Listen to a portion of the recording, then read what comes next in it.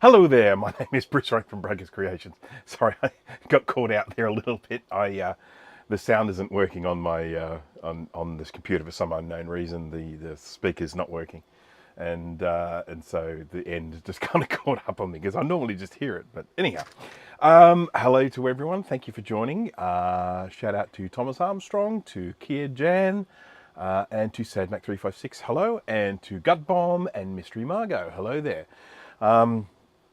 Didn't give a whole lot of warning for this one, so people might end up missing out on the notifications. For that, I apologise. Apples Anonymous, hello. And the House of Moth is here. Jay, just silent achiever. No word in the chat or anything, and then just turns up. Sorry, in our group chat. Is Otmar John, hello there. Mr. Crimster, hello. Sorcerer Stan, hello. Keep it coming. I have got a whole bunch of things to work on. I'll go through and explain what they are and potentially what order I'll be doing them in. You got to notice, excellent YouTube work. That is always good to hear. So I have a bunch of things to do. Now I've got this rather unusual thing. It's what I had in the thumbnail. This little guy here. This is an Apple Lisa motherboard. Working on this for Madeline, good friend, and this has lots and lots of busted traces all along here underneath. So there would normally be a socket sitting here, and busted traces all the way along there. And I'm going to have to go and repair them. There's that one. That's a fairly dull one, so we may save that until a little bit later on. My beaver is flashing. It is flashing. Blinky, blinky, blinky, blinky. It's just letting me know. I don't know. What are you letting me know? You're letting me know that's the current temperature of the water inside, 50 degrees Celsius. I've just finished cleaning another one of these because I have two of these here at the moment. They both have the same problem. They both have busted traces all along here underneath the I/O socket. The I/O board, which sat in the Apple Lisa, some versions of it had a battery on it. And so that battery has caused corrosion. Jared Burma, hello there. Will JR880, 68K Rescue. Hello. I thank everyone for joining me today. Thank you all. It is, as you can see from the little clock in the corner, it is 11:30 a.m. here. It is Sunday, and it's not a bad day. It's not actually raining, but it's not particularly sunny. And I've got a sneeze coming. There we go. Jeff Barnard, hello there. So anyhow, we've got all these things to do. I've got, this is essentially what I have to do, and I'm not necessarily going to do it in this order, but this is what I have. I have this motherboard from an Apple Lisa. I have a second motherboard from an Apple Lisa. Mind you, I've got to dry that one first before I can work on it. I've got an Apple Mac 2CI, which works sometimes, it doesn't work other times, which suggests to me that there's something loose, there's something not making proper contact on the board. So we're going to have a look at that with the old microscope. I've got what do you call those things? Apple Mac SE with a floppy drive that I need to get working. I'm probably going to work on that first because that's one thing I definitely need to do. I'm actually going to be selling a Mac SE on eBay in the not too distant future, and I want to make sure it's all working good before I put it up on there. Solid 8-hour stream, yes. I won't be able to make it an 8-hour stream because I have way too many other things to do today. I've got all sorts of chores to do. It is Sunday, and Sunday is chore day. So, cook a meal tonight and do a little bit of paperwork and all sorts of fun stuff like that. I would actually love to just keep working and streaming because I've got so much to do. Oh, and then I've also got an LC630 power supply that I need to recap for someone. And then I've got a Mac Plus board here, which doesn't work, and I need to make it so that it is in a state where it does work. And what else? I've got another Mac SE I want to have a look at, that I just bought recently. I want to have a look inside. Can you have what? Oh, the SE. I am actually, this is going to come off sounding really terrible. I guess I'll put it this way. I can do a trade with it if you like, but essentially what happened is I bought a Mac SE the other day, and I paid not market rate, a little bit under market rate, through, because it's from a friend, and I'm selling the other SE that I have to recoup the costs of buying that one. So I'm actually kind of doing it to put money into my pocket. But I'm sure we could do, if you wanted to do some sort of trade, I don't even know if it will be an equitable one, but maybe SE, maybe 2X, just putting it out there. But anyhow, it will be all clean and tidied and restored when I sell it, because that's what I do, and make sure they got like blue SCSI in it and stuff like that, and loads of software and things and such. So this is out of the SE, and so this is the caddy here, which holds the hard drive and holds the floppy drive. One of the things I love about the old SE is it was one of the computers that had an activity light. Going to love that.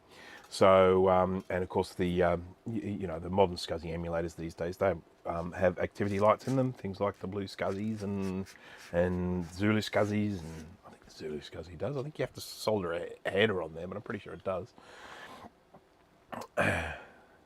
So anyhow, I'm going to whip out this floppy drive, and we'll jump across here to a different camera view, like thusly.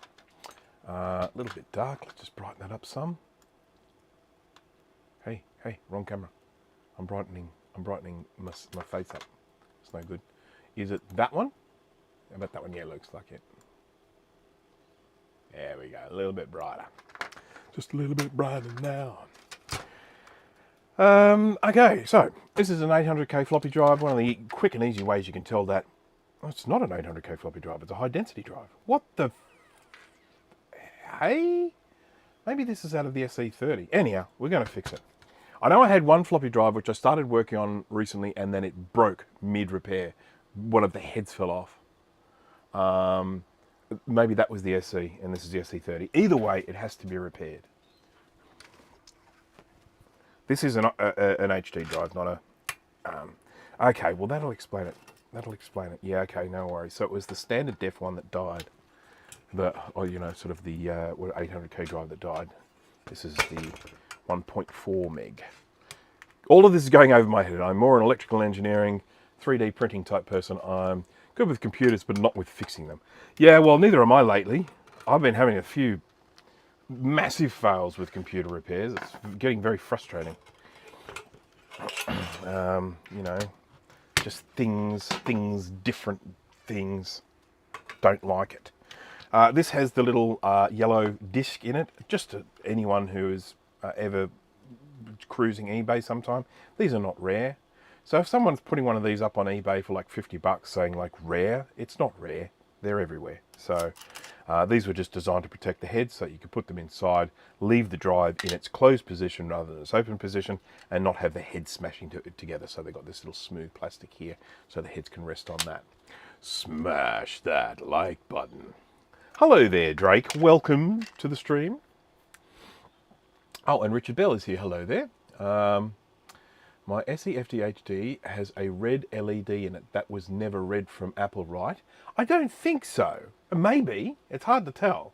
Because there were so many iterations of the SE. You know, you had the SE, and then you had the SE sort of FDHD, and then you had the SE Super Drive and stuff like that. So I've got a Super Drive. I'll find out what colour that one is. May have been red.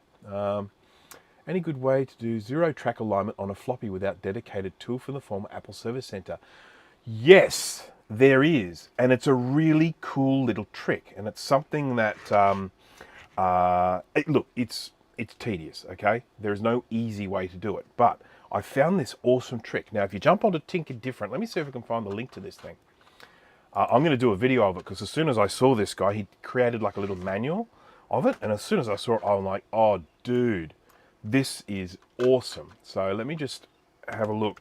He's devised this process, and it is tedious, a bit tedious and repetitious and whatnot, but it is all sorts of awesome. So let me just jump on here to Tinker Different, and I will find the little thing. I will send you a link to it. Where is it? It's in resources, I believe. Let's have a look in here. Oh God, this thing's grown.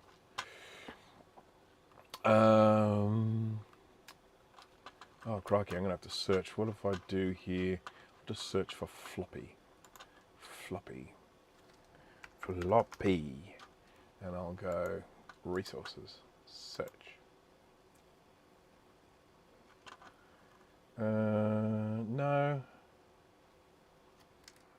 It's been on here for a while.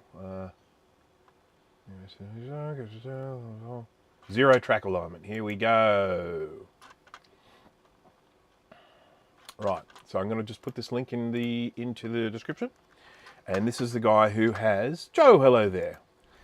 This is a guy who has gone and devised a really cool way of doing zero track alignment. The most important thing he has devised is a way of checking where the alignment currently sits. We're talking about, you know, infinitesimal amounts of movement here. And so, so when you're actually moving the little interrupter backwards or forwards, it's really hard to keep track of where you've actually put it. But there is a way, by putting a little mark on the corkscrew gear, put a little mark on it that can actually show you how much you've moved each time. And that just makes it so much easier to then figure out where it is. But anyhow, the document explains it all. Check it out. As I am going to do a video on it sometime, but it is absolutely brilliant. And I'm just so glad there are people out there using their brains. It's just great, because I don't really do that much.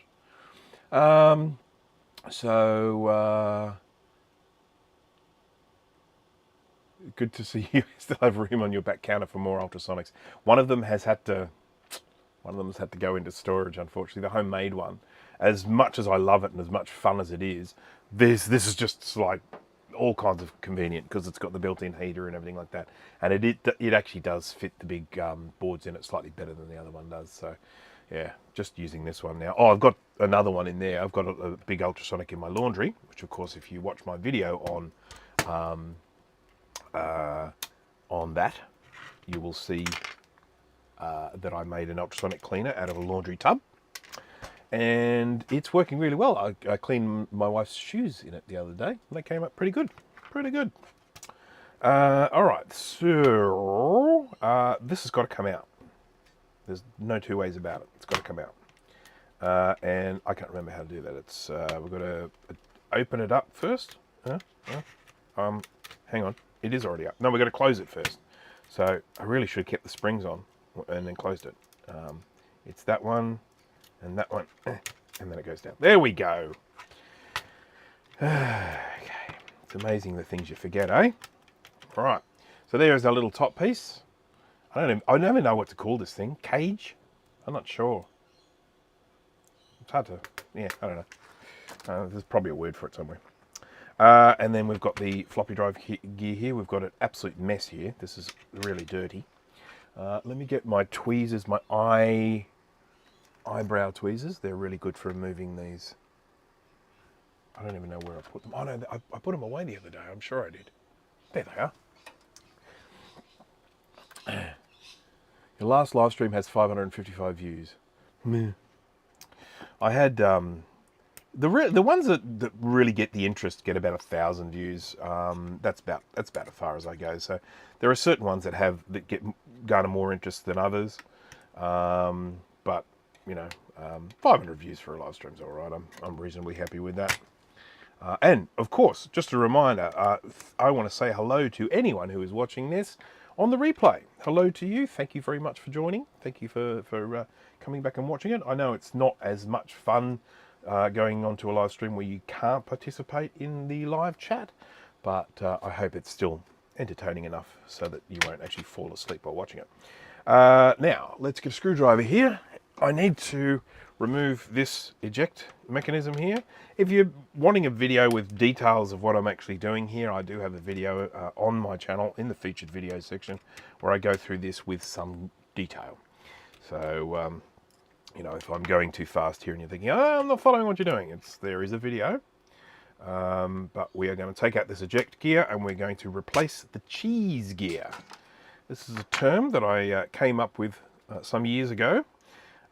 When I basically started saying to people that the gear ends up with the consistency of a good aged cheese, like a Parmesan or something like that, maybe a Pecorino. And so I started calling it the cheese gear, and that seems to have stuck. I've heard a few people call it a cheese gear. So now this one here is still intact, and we'll probably still eject. But if we just have a look at this now with the microscope,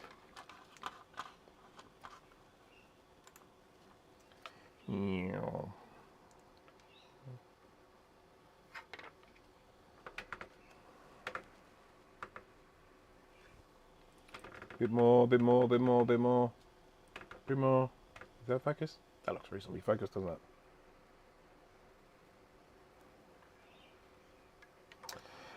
If I give this a bit of a push with some tweezers, you can kind of see it. See the way it's just really soft. Does Bruce have a 3D printer? Bruce does have a 3D printer. Yes, you could make dummy floppies. The downside to them is that they do actually have detail on both sides of them. And that would be a bit challenging from a 3D printing perspective because it's too flat to use supports. But you can maybe do it in 2 halves and glue it together or something like that. But yeah. Told that it's better to store the floppy drive with a floppy in it to preserve the rewrite head spring. A dummy floppy that can be found. Yes, so this is something I mentioned just at the beginning of this when I very first started the stream. This is a dummy floppy here, and this was in the drive. So the person who stored this did the right thing, stored it with the dummy floppy inside with the head closed. It is better to do it that way. It's just better on the springs and all that junk. So top view, I might even zoom this in a little bit because what I'm going to be doing is going to be a bit zoomy. There we go. Focus, focus, focus. There we go. So here is our inside mechanism thingy bit thing. And I'm going to do some cleaning. I'm going to get some isopropyl alcohol, give it a bit of a wipe. Mostly just print cat toys. The main thing I print with my 3D printer is brackets. I mean, I've used it for so many things. I mean, I love 3D printers because I love making my own stuff. I like making things to serve a purpose. Like behind me here, you can't see it, but behind me I have a circular saw, or a reciprocating saw. And a part on this was quite weak and broke. And so I 3D printed a new one, but the one I printed is actually really strong. I built it so that it didn't have the same weak points that the old one did. And so, yeah, things like that.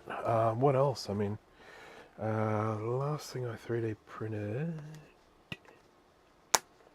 I'm just trying to remember. I did something recently. Oh, I 3D printed a little thing to make this camera more sturdy inside the microscope, so that it doesn't swivel around.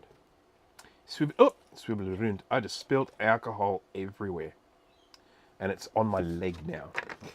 Thankfully, it's very cold. Thankfully, it evaporates very quickly. So, but let me just get some of this excess. Well, it's only iso alcohol. It's not like it's, something gross. I've got a Ender Creality Ender 3 V2 is what I have. And I have to say it has served me very well. A few little things that I've done, a few little mods, little improvements, but on the whole it is largely stock. I've got new bed springs. I've replaced the bed springs. I've got an all metal extruder. I've had to replace the fans a couple of times. I replaced the Z home switch and a couple of other little bits and pieces, but I just switch it on and I print. It's just so reliable. I very rarely have to what do you call the? I haven't done it in such a long time. I can't even remember what it's called. Something the bed. Zero the bed. Something the bed. I haven't had to do that in ages. Ender 3 V2 Neo. That's the newer one of what I have. Yeah, I've seen those. They look good. So they've made a lot of the improvements to the V2 that a lot of people used to do to their Enders anyway. They'd get the the Ender 3 V2, and they do things like putting an all-metal extruder on there. And now the Neo has an all-metal extruder, if I remember correctly. So they've actually, you know, they've seen the updates that people were actually making, and then just added it to them themselves, which is kind of cool. Level the bed. That's the word. Yeah. So I very rarely have to level the bed on the thing, because it's just, let's say, just switch it on and print. The main thing I print, as I said, are mounting brackets for vintage Macs. So whether I'm putting a blue SCSI in there, or a SCSI 2SD, or a thing. Patrick Murray, hello. First time tuning into stream. Glad to be here. Glad to have you here. Thank you very much for joining. I will try and be entertaining. So far, I don't think I'm doing a very good job, but I promise it'll get better, maybe. Okay, so this is my floppy eject mechanism. This is my toothbrush. Just a reminder, this is not the one I use to clean my teeth with. And I am going to put some of this grease onto this little cog here. So I've got a little metal cog here. I can make that little guy spin if I throw 12 volts at it, but I'm not gonna. I will later. Come on, grease. Come on, grease is the word. Come on. There we go. I think that's probably a bit too much, but never mind. Never mind. We're all good. It'll all come out in the wash. So these are the replacement cogs. Now, I picked these up from a guy in Australia that was actually getting them made in China. And these seem to be pretty good. I mean, I won't say that they're the bestest out there, but they're certainly not the worst. I've had some shockers. So that's going to go in there to replace our cheese cog. And then that one's going to sit on top there to make it all spin and be happy. Into 3V2 as well. I put a CR touch on there. It's fantastic. Yeah, see, Jay put a CR touch on his as well. And I've never needed to. I mean, I had a lot of people. So one of the biggest problems I had with my Ender 3 V2, we're just jumping across into 3D printers here quickly. One of the biggest problems I had with my Ender 3 V2 was that I would level the bed and it'd all be perfect. I would go to print and it would be too high or too low.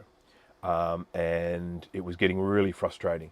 And I know a lot of other people that are having the same problems, and what they ended up doing was going and buying a touch thingy, CR touch. As it turned out, the problems I were having were caused by a faulty Z actuator switch thingy. So when the top lowers down, when the gantry comes down, it reaches a point where it triggers a switch, and that tells it it's at 0. And the switch that came with the printer was really lousy. And sometimes it would just completely and totally, you know, you could get it to 0 and it would be at different heights. And so I went and replaced the switch. I bought a new one and took the old one out and replaced it with a better quality one. It's been perfect ever since. And so, yeah, I've never really needed to go and get a CR Touch. I appreciate the value in them. I'm not trying to poo-poo anyone who gets one, but I've just not needed one. I've never really felt that it's been necessary for me to get one. Now, I've got one of these. I'd like two, please. Is that it? This is a red one, so I'd be looking for a black one, wouldn't I? Sometimes these things wind up on the floor because this is my workshop, and that's just how it works here. So what I sometimes do is I use multimeter probes, connect them to my power supply, so that I can then poke things and send volts to them. And I'm just trying to find the other one so that I can actually do this and demonstrate something. Come on, you thing with your thing. I don't know. Maybe I'll do it with, how about with tweezers? No, that's not long enough. Is that long enough? I don't think it's going to be long enough. All right, I'll grab a probe off one of my multimeters. How about that? Which multimeter will I grab it from? How about the Kai Wheats KM601 digital multimeter, digital smart multimeter? True RMS. All right. Is that going to work? I don't know. That feels like it's not working. And not 19 volts. How about 12? 12 volts. And I'm going to touch these two probes together. Yeah, make sparks. Sparkles. Man, look at that. Oh, I shouldn't probably need to get that out of the way. Sparks. so what I want to do with this is I want to close him up,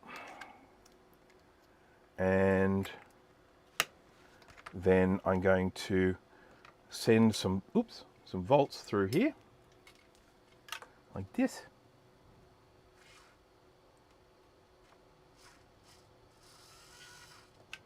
Which will make it spin. Hey, come on. This is a lot harder than it should be. Hey. Okay. Oh, I'm not showing anything.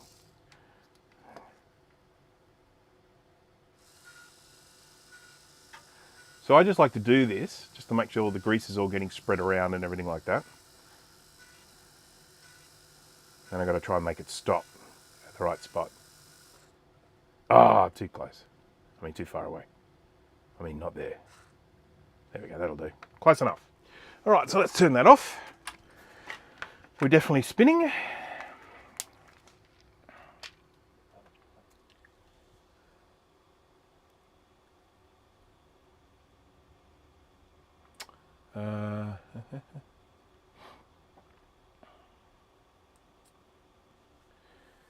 Yeah, see, I'm still using just the normal glass bed on my one. I'm quite happy with it. I use that stuff, what's it called? Jay might remember the stuff that comes in like a glue stick type thing. Something goo or something like that. And you just put that on the bed, and what happens is it's sticky when it's heated, but not sticky when it's cold. And I found that to be brilliant. Works really well, really well. Right, so I probably should do a little bit of cleaning of this and a little bit more greasing. I would normally bung this into the ultrasonic cleaner, but I don't think I will today because then I have to wait for it to dry. And I don't wanna. I just don't wanna. You know, I probably should have got the dust off before I got it wet, shouldn't I?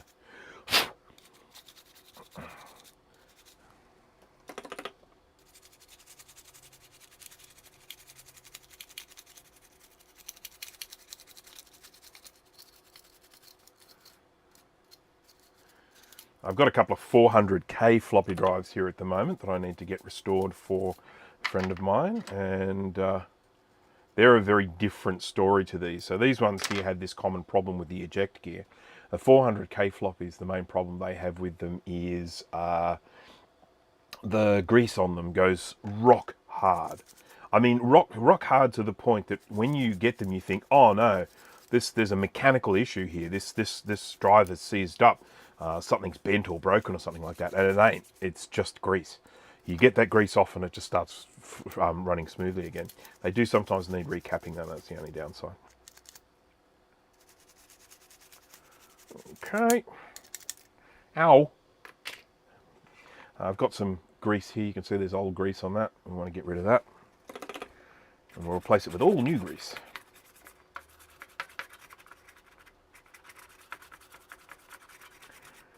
You've got to be careful not to try and bend some of these things while you're working on them. I'm not doing that at the moment. I'm not being very careful at all.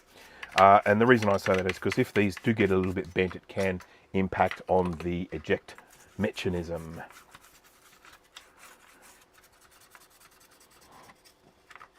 Grease is the word.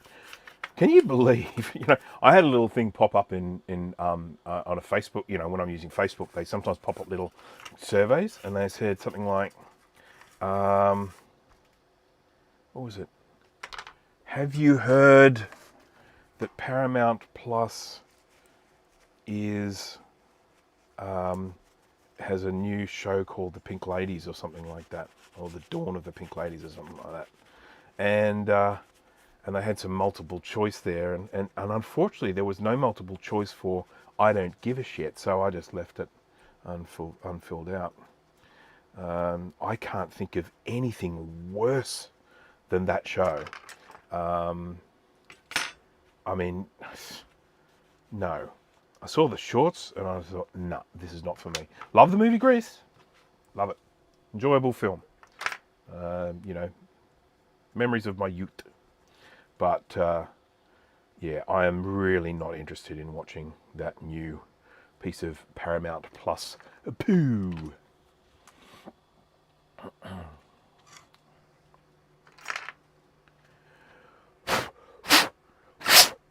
Have I got my little blower here? Blower. No, must be. Actually, maybe it's here. Sometimes I leave it here. Oh, must be in the house. Never mind. Never mind. We'll do it without it. I have a little sort of. Whoa, blower. That's that classic falling over. Oh dear. There we go. Screen's back. I have a kind of space issue in here at the moment. So I have a Macintosh Color Classic in between my legs. It's my one. It's not a customer's one. Use it, bring it up for testing and stuff like that. That's another thing I have at the moment. I've got a whole stack of Color Classic analog boards. My own one is broken. I've got to fix mine. I have to fix my own Color Classic analog board. Crazy. Reed Reinfeld, hello. Reinfeld. Sorry, I went field, didn't I? I added an I in there. Welcome to the live stream. We are not doing anything super interesting today, so I apologise in advance. I am working on a floppy drive at the moment, hoping to get this all working and ejecting smoothly. I haven't even bothered to test it beforehand because, you know, it's got to be cleaned.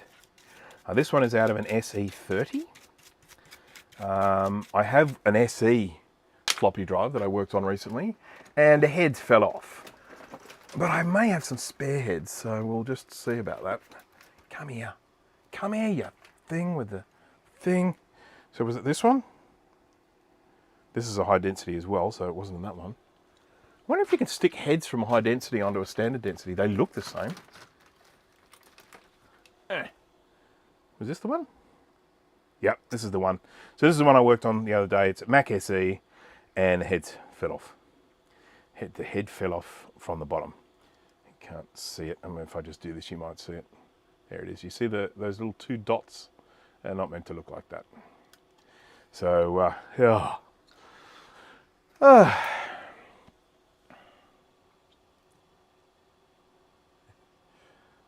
Are the Color Classic analog boards worse than the Classics? No, they're not. The Classics are the worst. So the Color Classic does have known capacitors that fail, but they don't leak in the same way they do in the Classic. The Classic, you know, you just get this terrible leakage going on, which then just destroys the board. And then you're stuffed. Royally stuffed. Okay. I need to clean these heads. I might just do a little bit of tidying here. I'll get some cotton buds or Q-tips, depending on where you're from.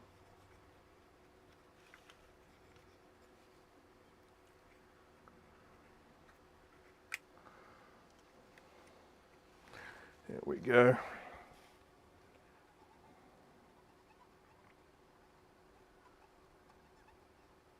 Okay. Right. Now, what's next? Why is that sticking up? Oh, I see. Cable's caught. Never seen that before. That is weird.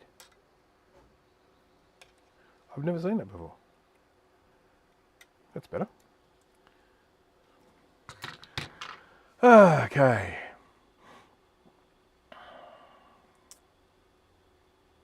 Right. I am just continuing with this. Anyone has any questions or anything, please just jump in and ask.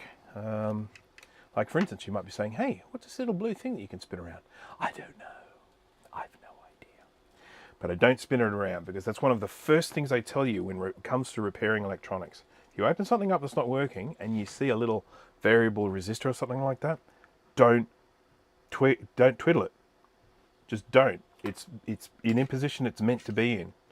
And if you don't know what it does, don't twiddle it. Very sound advice, I think. I recapped an analog board, an SE/SE30 analog board the other day. I did it not on live. Oh no, hang on, I did do it on live stream. I did the power supply. Oh, I did it on. I did here, but I tested it. After testing it, I found that the focus didn't work. And that's a very, very easy thing to fix. There's like a 1 mega ohm resistor that blows on the SE30. I do have a video on it, so if you ever want to check that out, do so. And so I had to replace that resistor. I always keep a good stock of them. There are things that I keep stock of that commonly fail. I always keep bits and pieces of them. I reckon that is. I've seen this here for ages. I can't even remember what this is. Look at that. Well, it's got a couple of ICs in it. It's a big thing for 2 ICs. What sort of ICs are they? They're little Xilinx chips. I wonder what they go with. Oh well.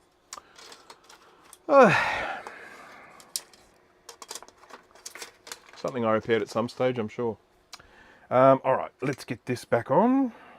I might put a little bit of growth on these as well.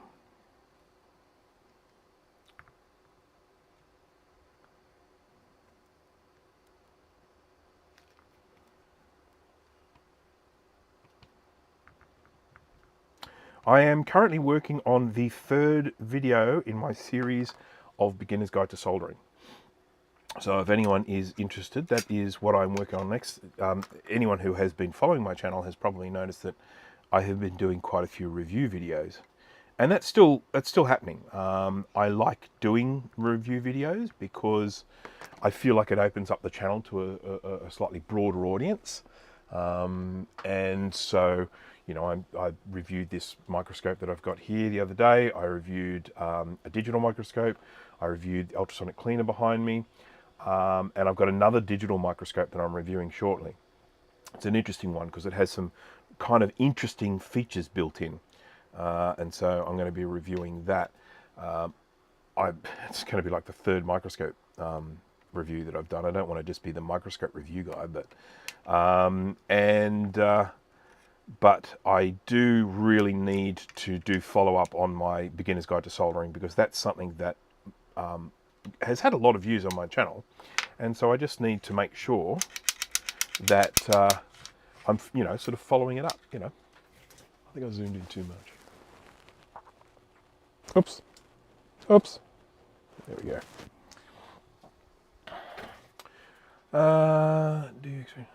Weak motor as the root cause of the malfunction. Are you talking about on these? Hello, microscope review guy. Thank you very much for that ghostly lurker. Lurking away and then coming out with that little clanger. Okay, so this now goes there.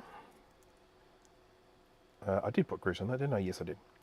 And I think I normally put a little bit of grease on this little cam here as well. That's what we would call this, a cam. Here we go. Grease on the cam.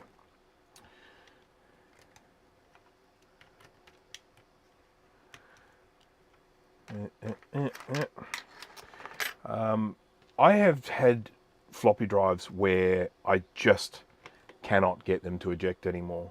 And in those instances, I've often swapped over the motor and then they have worked. So I do believe these motors do, you know, conk out. I don't know if it's because of the, what are you doing? What are you doing? Why aren't you screwing in? There we go. You know, it could just be part of the cogs. You know, maybe the eject gear that I've got is not good enough. Starbuck Tech, hello there. I am the ultrasonic cleaner guy. I don't mind being the ultrasonic cleaner guy. Hey, ultrasonic cleaner guy. Hey, what's cooking? Now, somewhere along here, and I don't know where, but somewhere, it's probably lost or under something or next to something, haven't used it in ages, I have a hypodermic needle with sewing machine oil in it. And I use it for, there it is. I think that's it. Ow! I just jabbed myself with it. Son of a bitch. Well, we know they do that job rather well, don't we? Oh, it's not even the one. I'm going to have to get another one. Just a sec. Oopsie.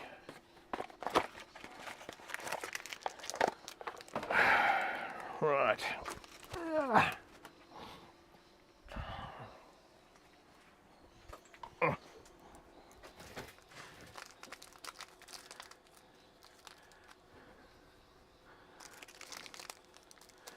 Jack 68K, hello. Right, so got my little hypodermic needle here. What I shall do is I shall pour some oil in here, like Voss, and then this is the tricky part. Got to wait till the air bubbles go to the top. Then I can push this in, squeeze out the excess air, and try not to get oil everywhere. There we go.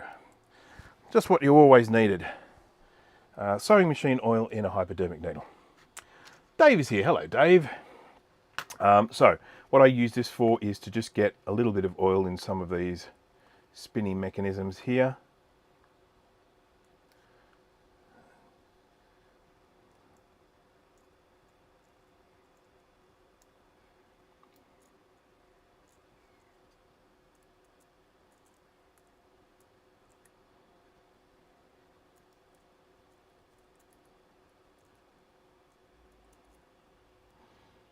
Okay, and then I'll get some grease onto these here.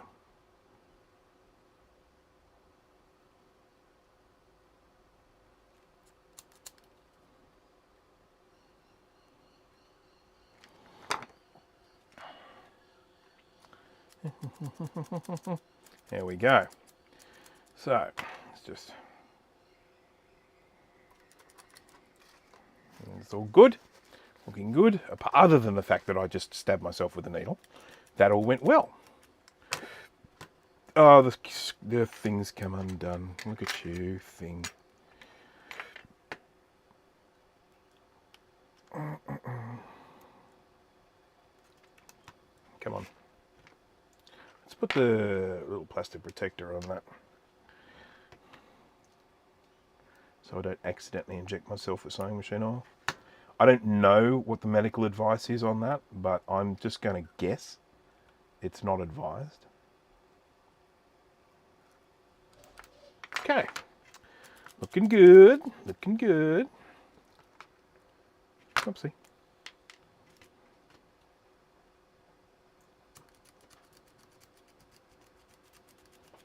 All right. So, what are the chances that this will now be good and working and smooth? Oopsie.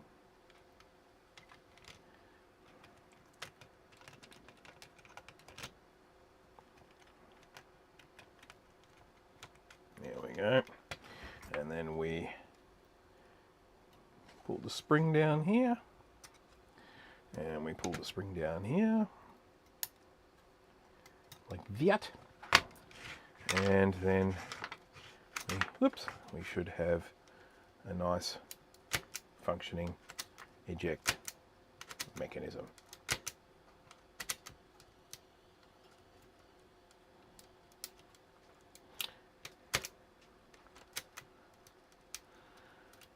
Okay, so I need to put the little piece of plastic back on. I shall do that from its closed position, like that. And this little guy goes on here. He's the thing that lifts the head up. Up, up, up he goes, like that. And then we just got to put him back together and see what happens. Now, is that the right one? I think, no, that's the one from the SC, because that was all rusted. So it's this one here.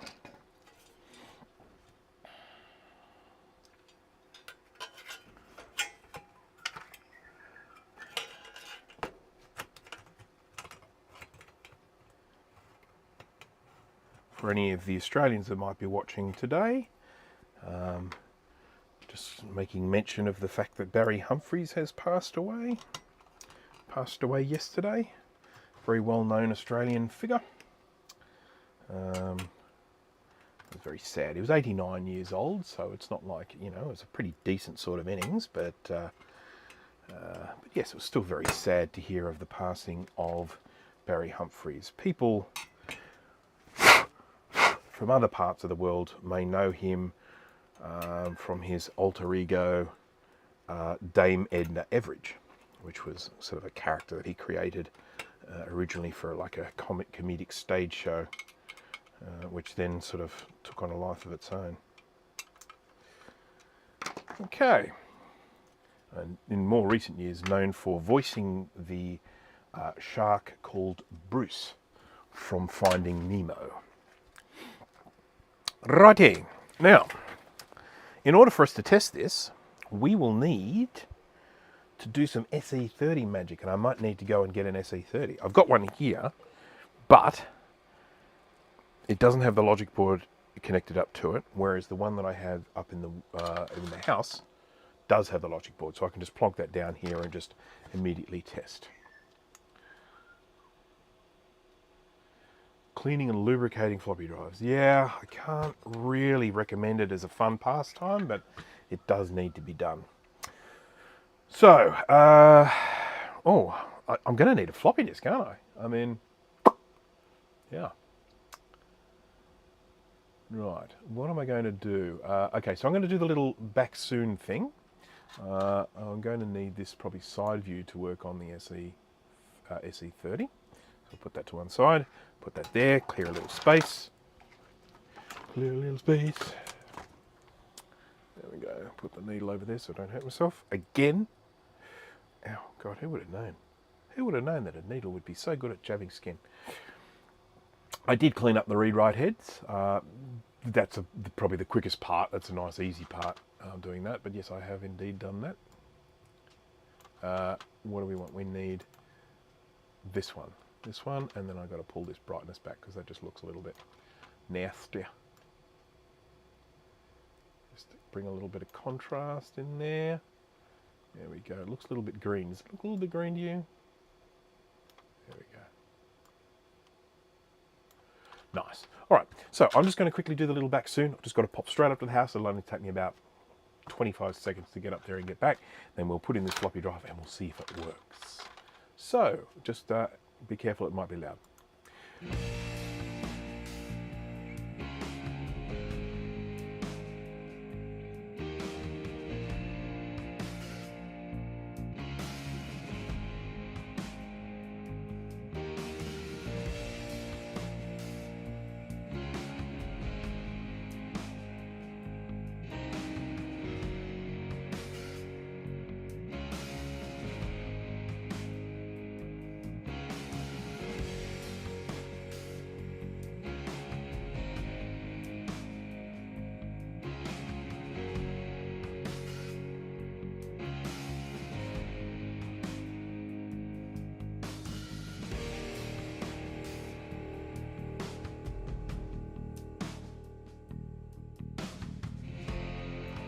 Hello.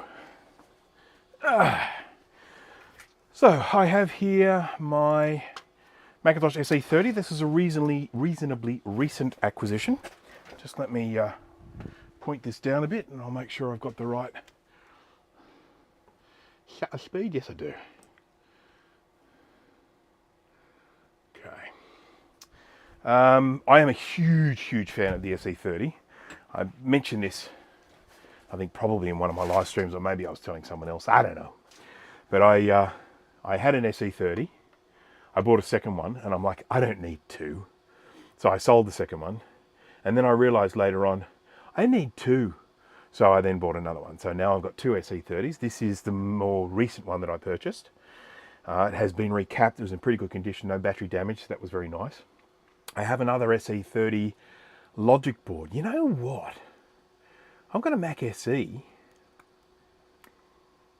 Wonder if I restore the SE30 logic board and then sell the SE as an SE30.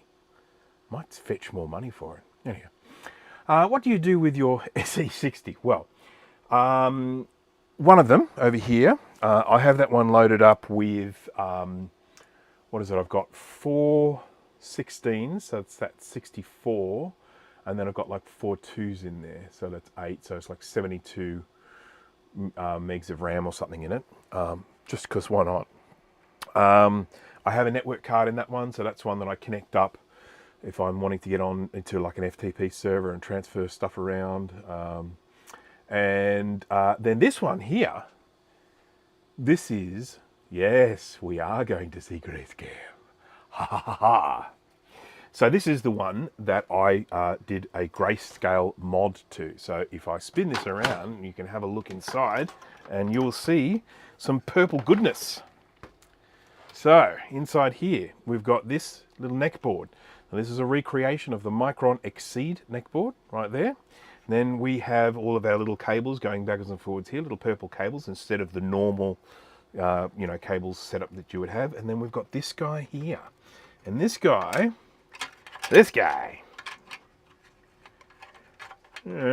this is a recreation of a 4Mac display card, which allows you to do 256 shades of grey or 256 colours. It also allows you to take the resolution of this computer from the stock 512 by 342 pixels up to the LC 12-inch screen on also the Color Classic screen, which is 512 by 384. And that's actually surprisingly handy, because what it does, it opens up to a whole bunch of games that you wouldn't normally be able to use. There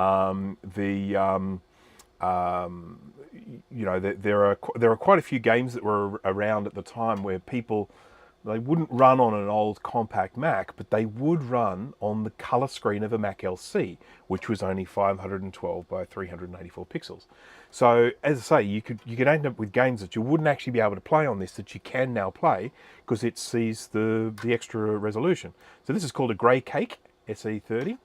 And as I say, it's based on a 4Mac display card. Why did he use a 4Mac instead of a Micron card? Because the 4Mac was a lot easier to reproduce, easier to work with, easier to muck around with, but more importantly, easier to get the components so that he could recreate it today. It is a lot of purple. It is a lot of purple, there's no doubt about that. So that goes in, so that's what this SE30 does. This one is loaded up with 8 4-megabyte sims. So what's that? Is that's 32, I think, or is it something like that? It's 32 megs of RAM, and that is a complete set of the little RAM sims from K-Koba and the Satanic Mac Club. You will find a video on that in my featured videos where I actually go through and explain these little do-it-yourself RAM chips and RAM sims and whatnot. And so, yes, this is all fully loaded with that. We'll probably pop it out later and have a look. But for the moment, what we want to do is we want to test the floppy drive. And I'm thinking rather than put it in, I'll test it outside.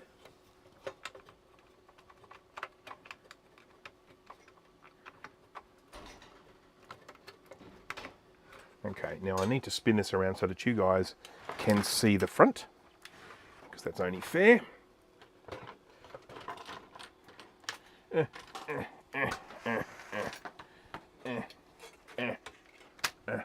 Now this may flicker.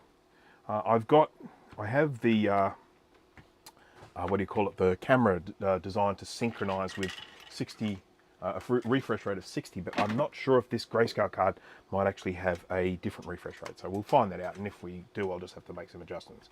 Okay, so I've got this floppy drive hanging out the back here. It's not pretty, but it's not meant to be. And then we'll just do a little test. So let's get some power on here. I might connect up a moose. I had one here just the other day. Nothing. I saw it. Did I tidy it up? I did this big tidy recently. I mean, it's one of my slack ass tidies where I. What do you reckon these are? Transistor. I bought a lot of them, whatever they are. I bought heaps of them. Oh well. That's good. That's good. You can always use more transistors.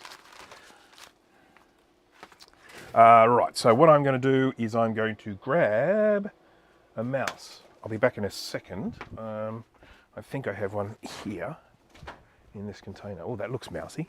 Is that mousy? Nope, it's not a mouse.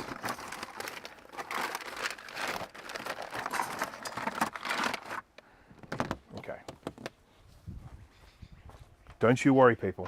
I do have a mouse in here. I saw it. I saw it just the other day.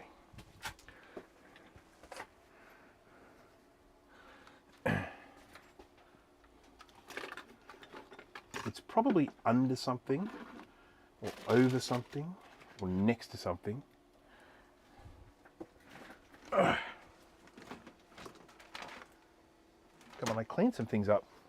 I did clean some things up, and that should make it easier to find things. That's normally how it works.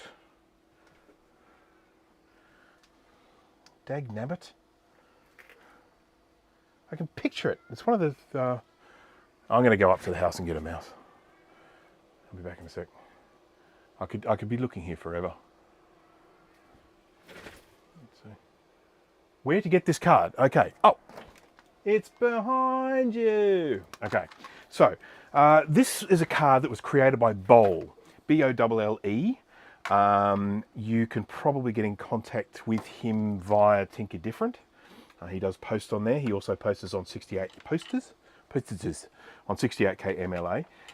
He is the person responsible for the SE30 reloaded board. So he effectively recreated the SE30 logic board and did some really cool stuff. He does amazing things. He created an 040 accelerator for the SE30. You'll see that featured fairly heavily in Sean from Action Retro's videos. It wasn't cheap. It was. It cost me, I think, about 400 euros. I don't know if I was getting a special, Bruce is a legend sort of pricing. That might just be normal pricing. It might be special pricing. I don't know. But it is a lot of money to spend to get Grayskull on an SE30. But as kind of silly and pointless as it is, I really like it. It doesn't really have any proper purpose. I suppose, playing games and whatnot. But I love it. I just love it. I love firing it up and seeing that Grayskull. It's magnificent. Love it. Love it, love it, love it, love it, love it, love it. Right. So, going to plug some power into this guy. It should just work, because I was using it just the other day. Yep, there you go, ding. I don't have a hard drive, so nothing's going to happen there. So that's the little... Yeah, this has got a slightly different refresh rate. So let's see if we can get that in sync. Sync.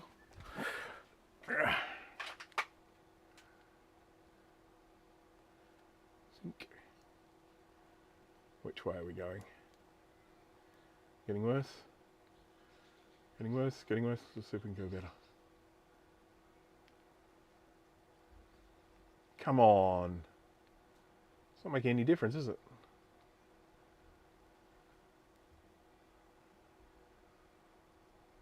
We might just have to live with it, my friends.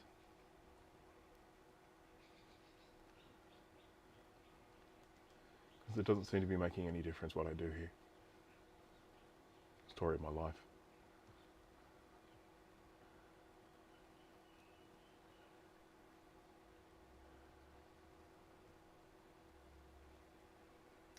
Okay, we'll just leave it at 60 for now. So, sorry about that, folks. 60, yep. All right, so just bear with me 2 seconds. I'll go get a floppy disk and we'll see if the floppy drive works.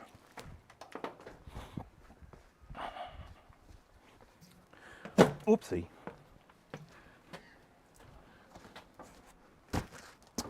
Oh, what are we going to find here?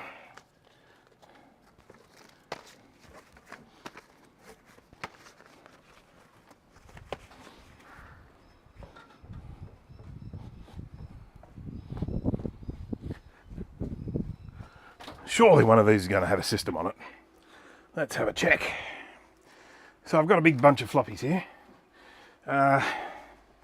And yeah, I'm just hoping that one of them will have a system on it.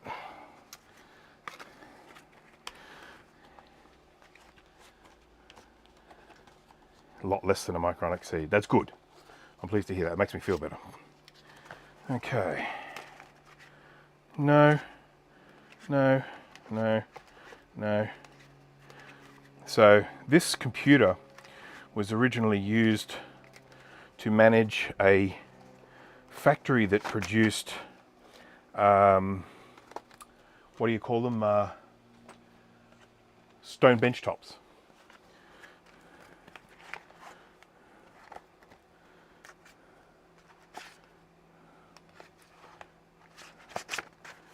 Which I think is kind of interesting. There's a coaster in here as well. Desktop promotional products. No, back up. Programs. Ooh, programs. I don't know if that's got a system on it. Let's have a look. Pop it in there and just see what happens. This is a standard def disc. Out the way. Spinning. Nope, no system on it. Mac Paint. That might have a system on it.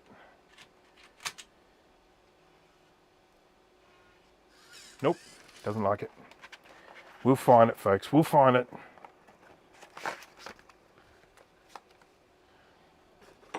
This is becoming a Steve stream, isn't it? As I'm sitting here going through piles and piles of floppies.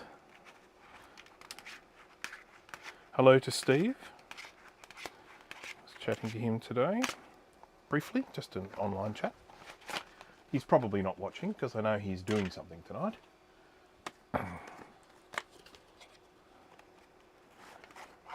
Surely I can't have picked up not a single system on all these. PC System 1. PC System 2. That doesn't sound right.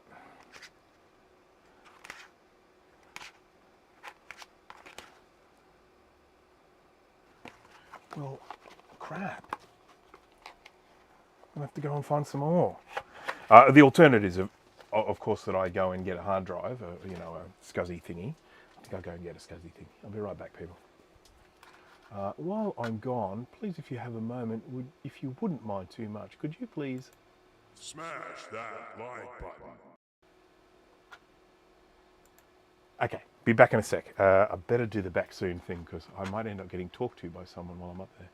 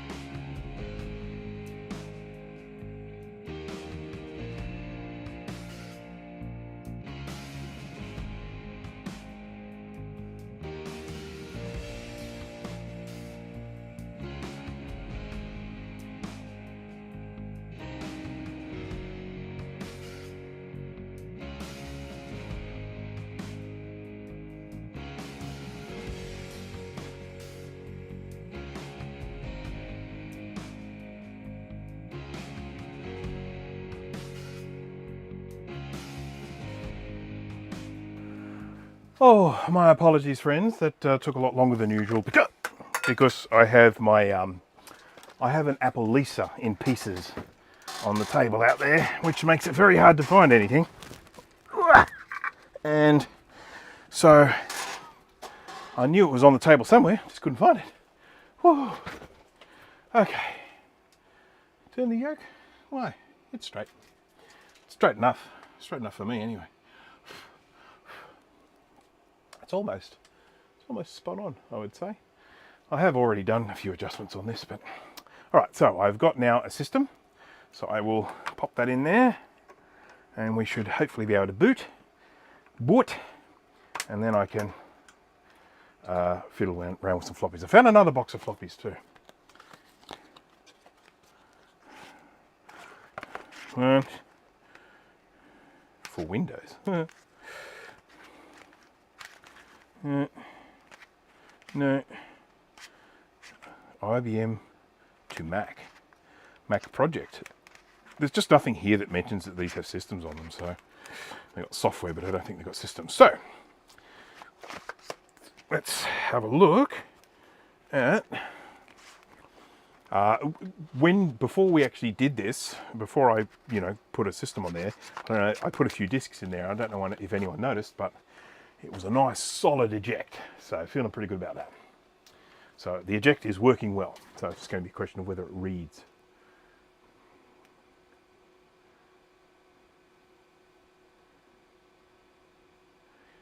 I've only had a chance to throw this 14-inch Auto Vision CRT I bought on the workbench. Raster is tiled. Oh, I see. That's what the turn the yoke was about.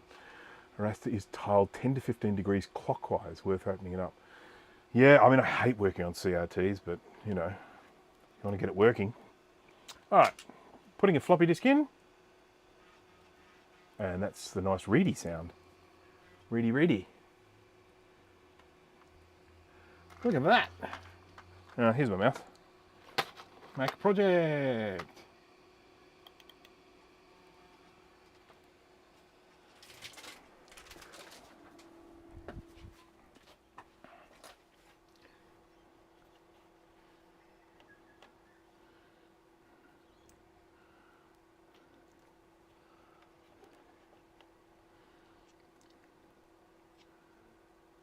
There we go. Sorry about the angle, folks, but that's just where the camera is. Not much I can do about that. And also sorry about the flicker. I can get that sorted, but it does take time, and time is not what I have right now. So, if we have a look at this, we can go up here to the... let's quit out of Mac Project first. Quit. That is one old piece of software.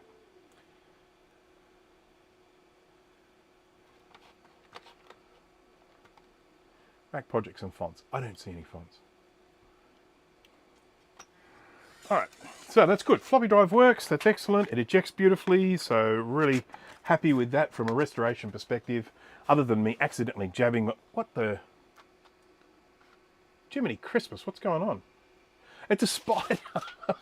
It's focused on a spider in between the screen. Yeah, I got him. Sorry, little fella. But you can't do that. That's amazing. All right, so let's get this back in focus now. There we go. Right. So if we stop being a thing.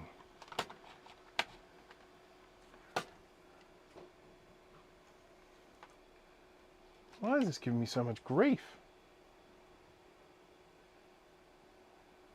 This camera's being a cow.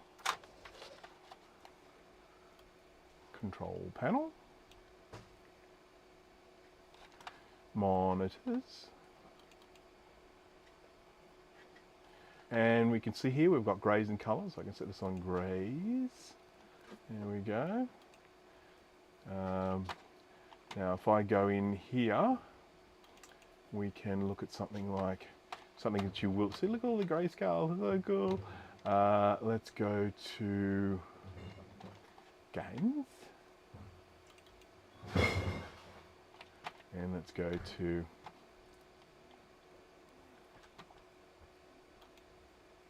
Lemmings is a great one to do here, but I'm going to fire up Wolfenstein.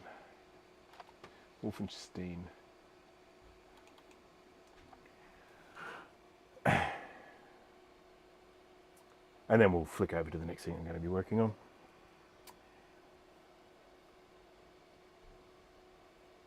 Dun, dun, dun, dun, dun, dun, dun, dun. Emergency. Have I not got the speaker plugged in, or I've probably got the volume turned right down. So I was playing around with this the other day while my wife was watching TV, so I just turned the volume right down. But there you go, look at that grayscale glory on an SE30. Hey? Hey? Pretty cool, eh? I love it. In terms of gameplay, it's pretty piss poor, as you would expect from... What's that? You would expect from, you know, something like this, yeah, an 030 CPU.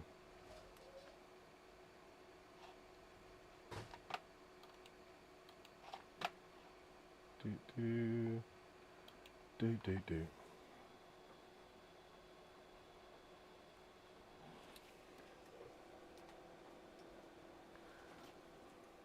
Just bear with me a second here.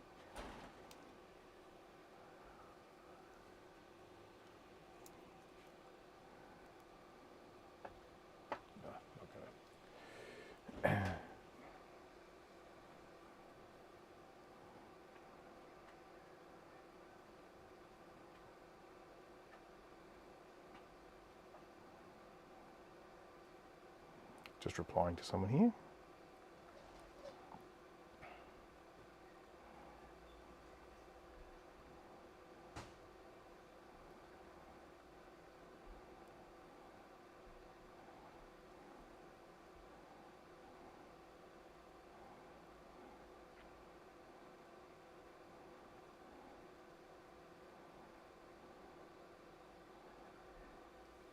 All right.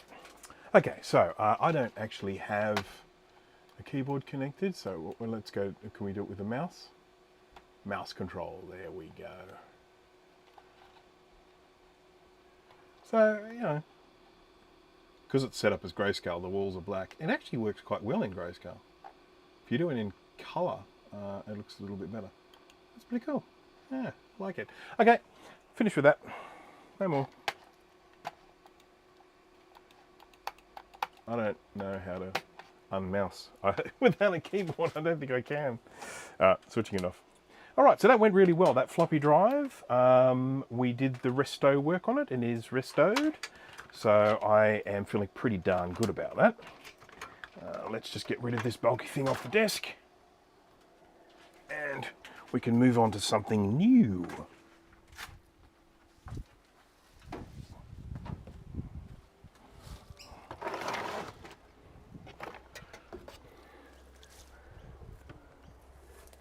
All right. So, in terms of what I have to do next, I'll let you guys provide some input as to which you would prefer. I've got a Macintosh 2CI which only works intermittently, and I need to try and find out why that is happening. And I have got a whole stack of trace repairs to do on this Lisa motherboard. Basically got to go through and do a lot of repairs. So I'll let you guys decide. You tell me which one you think you would like to watch the most. That's trying to find out why a 2CI doesn't work, and that could just be me pointing at it and screaming, but it could be spiders in the 2CI, you never know. Enzo is here, hello there. Yep. So 2CI or Lisa trace repairs. Lisa trace repairs or 2CI. 2CI. What happened to the 2FX board? We didn't get any further with it. So where did we get up to? There's still work that needs to be done to it. Okay. Yes. So I'll tell you exactly where I am with it. What I have to do now is I have got to get the schematic out, and I've got to go in and do a whole bunch of continuity tests. And that's something that I generally don't do in live streams because it's very, very boring. So that will be done, but I'm afraid the 2FX has gone from the recapping pile into the diagnostics and repair pile, and I'm afraid there are quite a few things ahead of you in that pile. All of the other stuff is all good. So I've got one more 2SI. Actually, that's the 2SI. I've got a recapping of the 2SI. Do we want to do that? So we've got 2SI repair, 2SI recap, a trace repair. Well, definitely people don't want the trace repair. So that is pretty much, the people have spoken. The Vox Pop definitely don't want this. So I've got the other one. I've got a 2SI recap, or I've got a 2CI, try and figure out why it's not working. So for everyone who went to CI, I've just thrown another one in the works. 2SI recap, 2CI, why not work? Lots of floppy disks. Lots of floppy disks. I'm going to move these back to where they came from. Can't lose with the 2CI. Okay, there we go. Anything 2CI. All right, let's see if I can fix it. All right, I'm just going to pop up and grab it. It's just up in the house, so just give me about 20 seconds to go and fetch that, and I will be right back.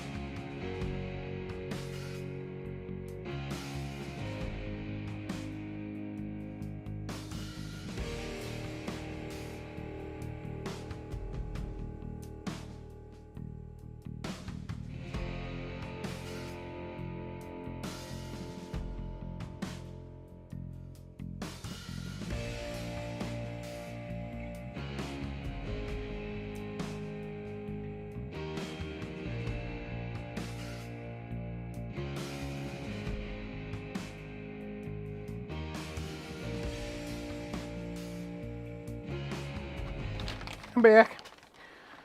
Right, so let's just move this out of the way for the moment. Find a little spot for it there. That's as good a spot as any, let's face it. I bought a new Mac the other day, by the way. It's not new at all, it's second hand. But I am replacing the Mac Mini I have in here doing the live streams. It's the one that I currently use is a 2012 i7 Mac Mini.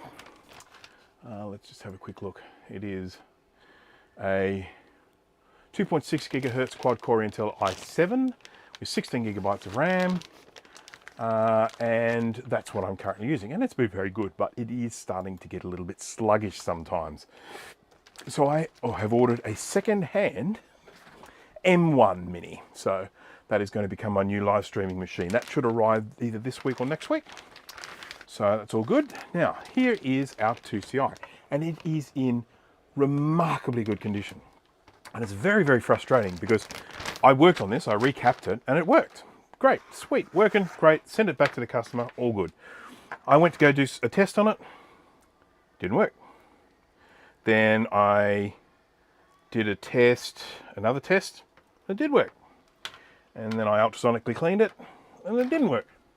So it's been a very, very frustrating little exercise. So what I'm going to do now is we're just going to try it and see if it works. I expect it to not work, but you never know. With this computer, anything is possible.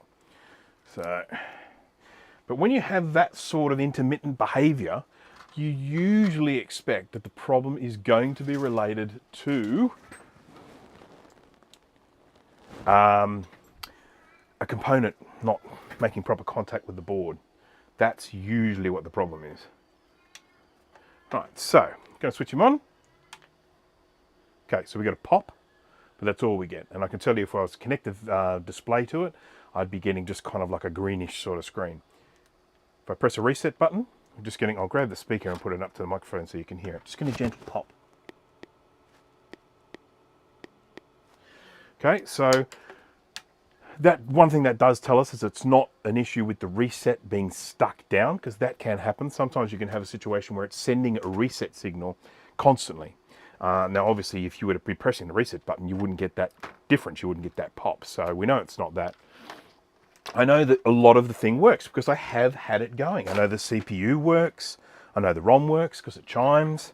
But we're just not making contact somewhere. So I've got to go over this now very closely, and probably from the side. Hey, Michael, welcome. So we're just going to have to look and see if there's anything, whether there might be a a solder ball lodged in somewhere, you know, something like that. So we'll just have to see. And hopefully it'll be something that I can get sorted out. Now I need to bring this out here to full extension, or close to.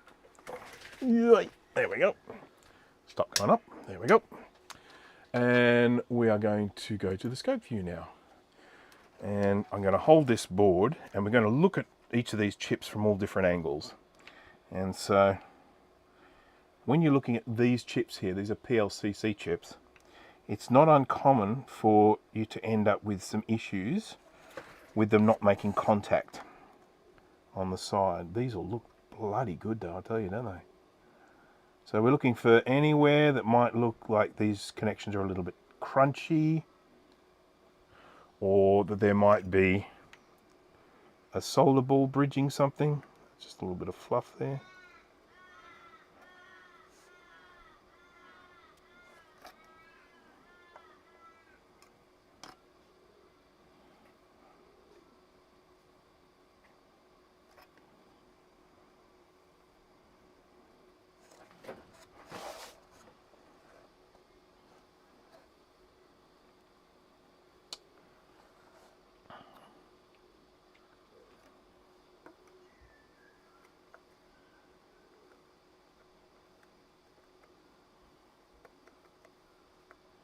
Got a bit of corrosion there, but it doesn't look like the sort of corrosion that would stop this from making contact.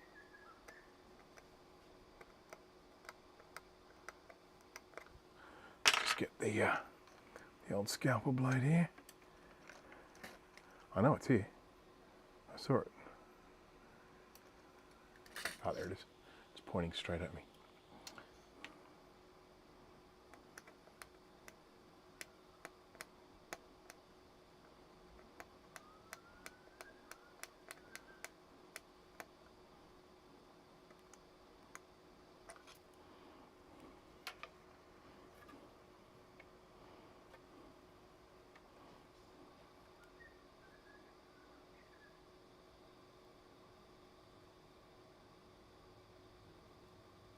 I think we're okay.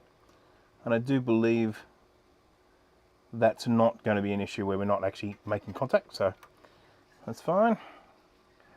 This is my recapping job. I don't expect there to be anything wrong with that, because come on.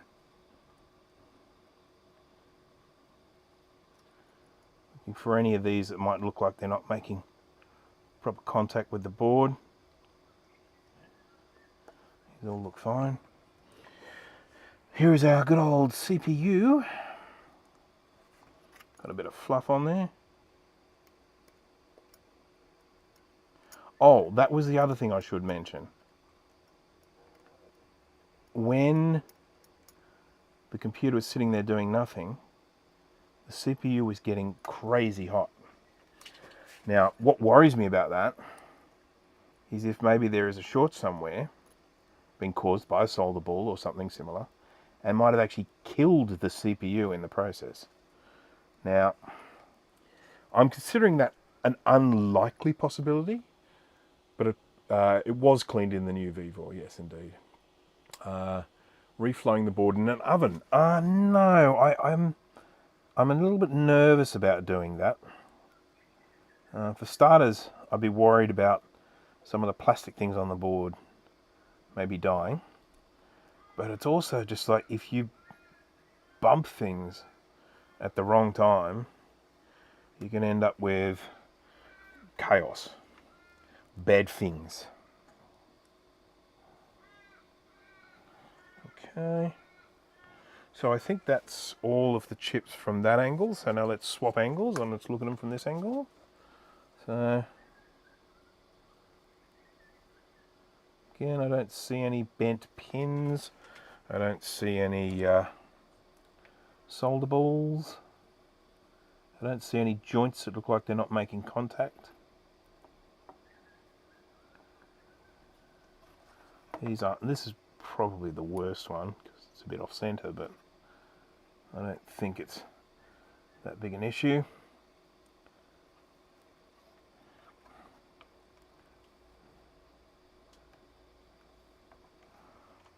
Okie keep going. Just got to be systematic with this stuff. It does get tedious, but you just got to kind of work your way through, try and cover everything, because you don't want to be in a situation where you skip something and you just happen to skip the one problem. Oh, get out of the way, you stupid cable. Just gone. Be gone.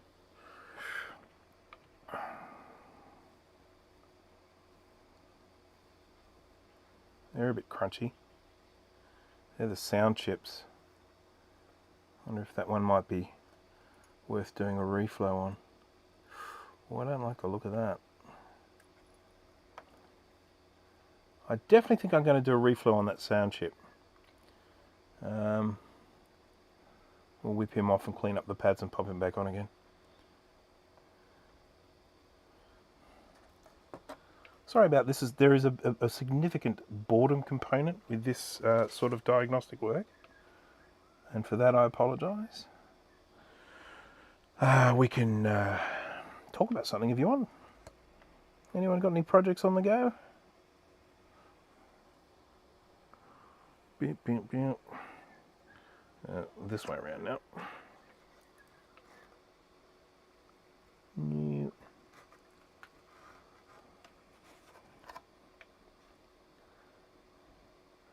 This is that floating point unit here. Once again, he's looking pretty clean to me.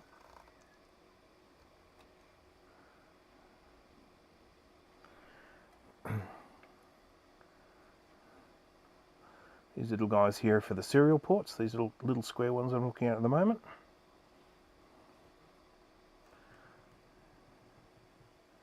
I mean, to be honest, the only ones here, the only ones that look a little bit rough is this one here, and of course he's right near these caps, so he's suffered a little bit from capacitor leakage.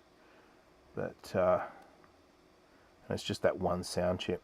It's the right sound chip.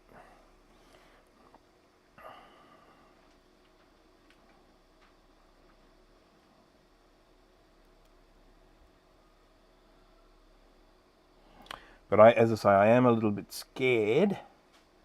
Maybe there was a bridge or a short or something somewhere that has since gone and been cleaned up, but in the process destroyed the CPU.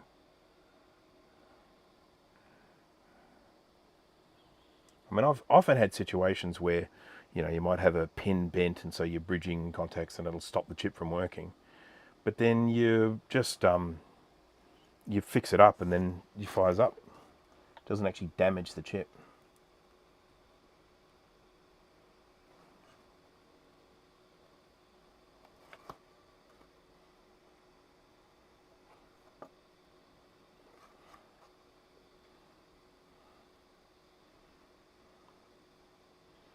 I mean, let's face it, it really doesn't look too bad, does it? And as far as 2CIs go, this thing is in just virtually pristine condition.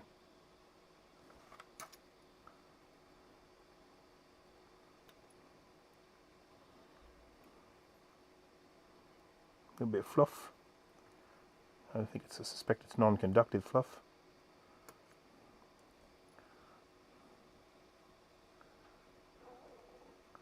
Oh, my stomach just made a weird noise. Silence for the king. Is pin 65 of the VLSI chip touching the one next to it?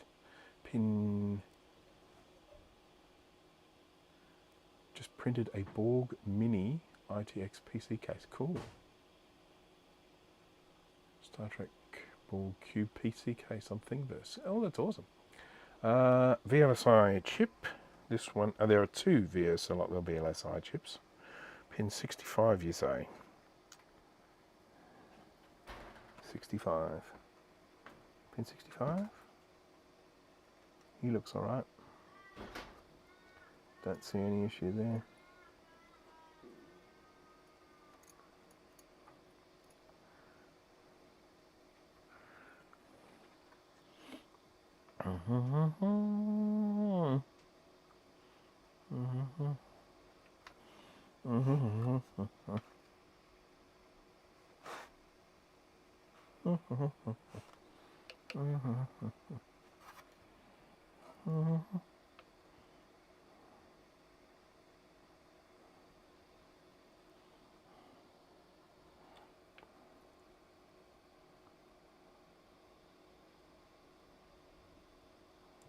All looks pretty darn good to me. So, as I say, the only one that looks a little bit on the crunchy side is the right sound chip, so I might whip him off, clean up the pads and stick him back on. I don't have particularly high hopes that that's going to fix anything, but, you know, got to do the right thing. That's it there.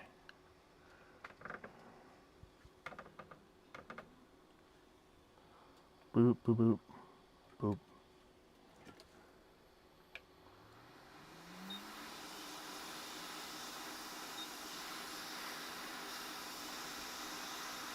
I've mentioned this before, but these are the same sound chips that you will find on, well, I'm pretty sure on the 2CX. You'll also find them on the Classic and the Macintosh Portable, of all things. So we've just whipped him off, and look, I see wet solder on all of these, so I think they were all making contact. If they weren't, one of them wasn't making contact, you know, you'd just sort of see one of these being totally crunchy over the top, and I don't see that. So you know, this is a bit of precautionary stuff, but I honestly don't think this is the problem. Just going to get some flux onto here. What sort of flux is this one? Yep, this is the one. And we'll get some fresh solder.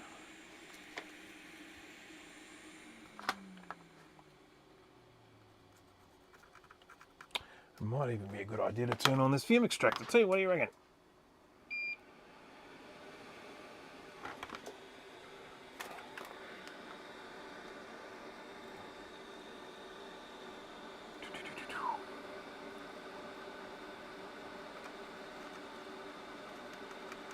Okay, a little bit of cleaning there. Just need to get it to the point where each of these pads has a nice blob of solder on it for the whole width of the pad. We don't have any little ugly bits on the ends. And then we'll get our wick. Always keep lots of solder wick on hand. Very important stuff. Might seem a little bit silly to be putting solder on and then just taking it off again. That solder going on there is part of the cleaning process, and then we clean it up, we make it look like it's all brand spanking new, and then we put the component on. That's the way I prefer to put these components on. Some people may opt to leave solder on the pads and then just melt the new one on there with hot air station. I don't do it that way. I just find I can get better control starting with a clean pad and then dropping the component on there and just soldering on. I start off by soldering on kind of 2 pins and then solder the rest on. Now I am going to give this a little bit of a clean.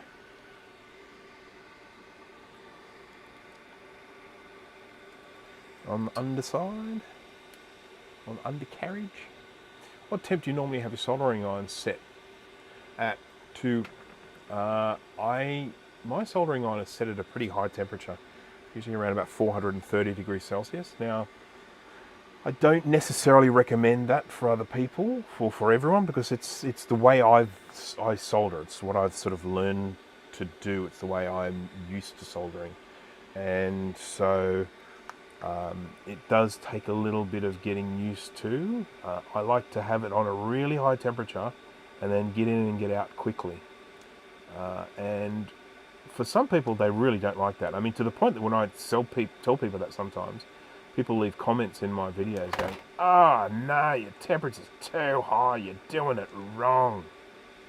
But, you know, when it comes to soldering, you do you, I'll do me.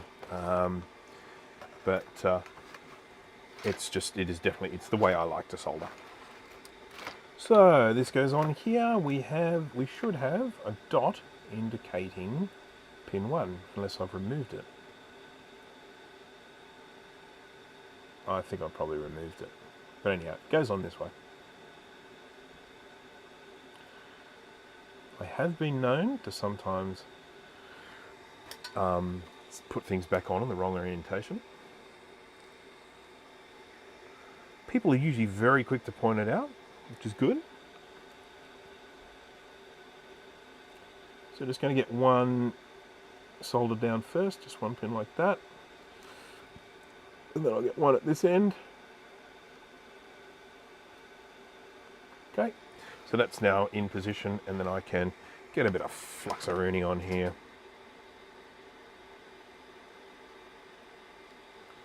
And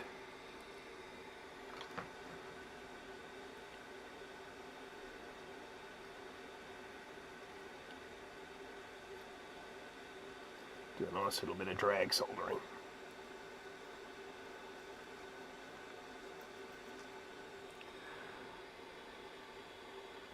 Angular hello there. I can't stay that long though, just popped in to say what's up. Well, what's up back to you.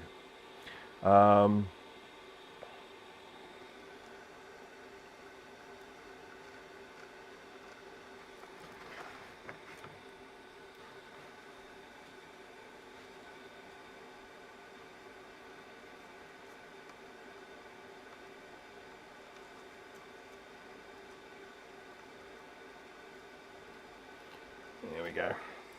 All right, so we'll just do a quick little check, make sure that all looks fine.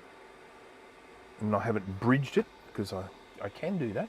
It is doable.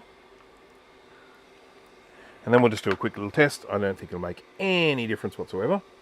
But as I've said many times before, if you do two things in a row and then the thing suddenly starts working, you have no idea which one actually fixed it. So do something, test. Do something, test. I was concerned that I might have knocked something off the back, you know, just knocked a component off the back. You know, because that can happen. That's sometimes how you can have a computer that's working and then suddenly not working and you don't realise it, but you've just bumped off a component on the back. But I've already had a pretty darn good look on this, and I don't think anything was missing. And as I say, there's nothing really to speak of in the way of what do you call that? Trace damage, because the thing is so friggin' clean. Should be a law against it how clean this is. Speaker.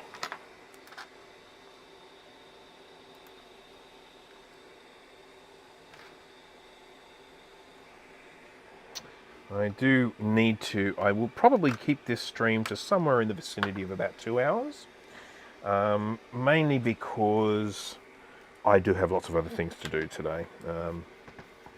As is always the case. I've got to wash my cat.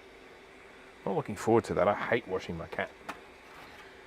But this particular cat has some skin problems and so has to be washed in a special medicated wash.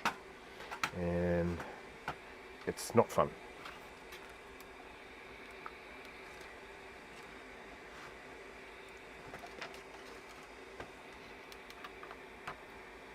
Okay, got a speaker.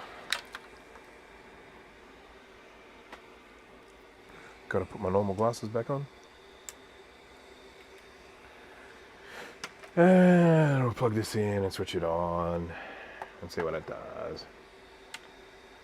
Yep, same problem. Just makes a popping sound, so I'll just get the speaker nice and close to the microphone. This is the sound it makes. And that's it. And as I say, oh, there's a spider on it. Funny looking spider. It's got a little dot on his tail. I don't think he's particularly happy about being on this logic board. So yeah, now, as I mentioned before, the CPU is getting really hot. So I'm almost thinking along the lines of replacing the CPU. Just swapping it over, just because why not? Nice little soldering demonstration as well, because they're not a lot of fun to work with. But I'll just switch this on and we'll have a look and see what sort of temps we're getting. Same cat that came in the microscope box. No, not that cat. But it's that cat's brother. So the one in the microscope box is actually in much better condition, and she doesn't need to be washed.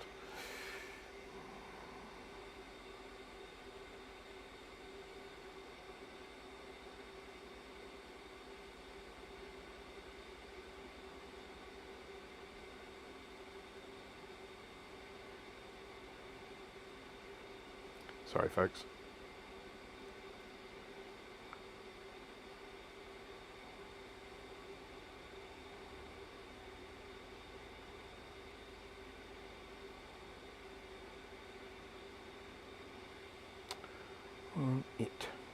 Someone's getting something picked up from me tomorrow, and I just need to know what address to label it because I don't know where it's going.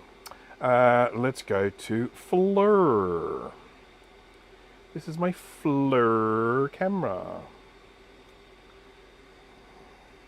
Oh, and as usual, the battery's flat because that's just how it is. Stupid thing. Battery's always flat on this thing. Okay, so there's my microphone. Have I got another USB-C here?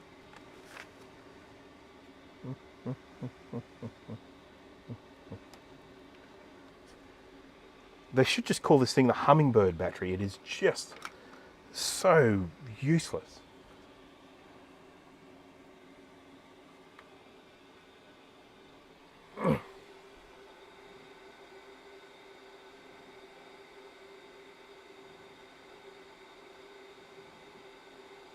Right. What do I got? That's USB, old USB.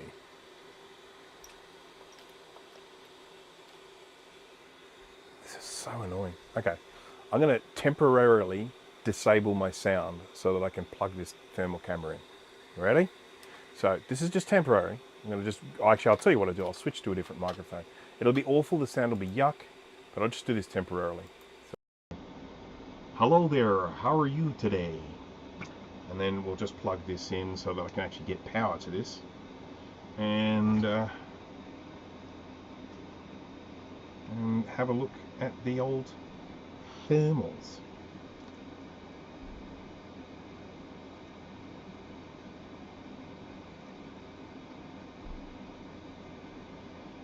Okay. Good. There we go. Okay, so this is the thermal camera we got here. It's still showing some residual heat from the CPU. That's sitting at around about 24 degrees C. We'll have a look around here. That shine you're seeing is actually reflection coming off the, there's my hand warm.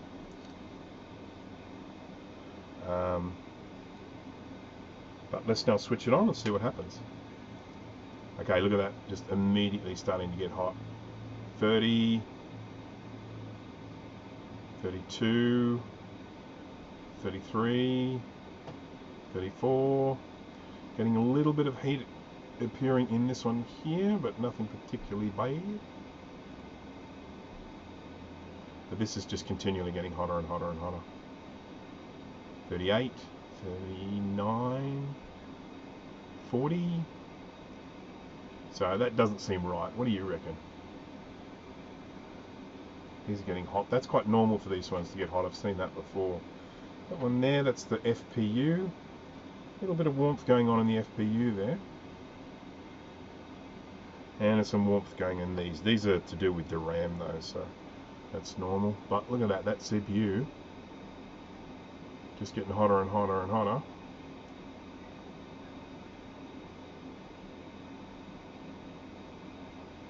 .45 degrees. So I'm really seriously thinking about swapping the CPU over and seeing what happens. I mean, what's the worst that can happen? It does nothing. I feel a fool. If we swap it over and the other one's getting hot as well, then we know, okay, it wasn't the CPU, something else is making it hot. Right, so let's flare ourselves away here. The only thing I don't like about this Fleur camera is the fact that it doesn't use power from the phone. So I can have a fully charged phone, but if the battery in this is dead, it doesn't work. And that to me is a massive, massive issue. If it just used the power from the phone, I could just use it anytime I wanted. And welcome back to the other sound. Right. Whoops. Oops. Right, now, where am I going to pinch a 25 megahertz 030 CPU from? Good question.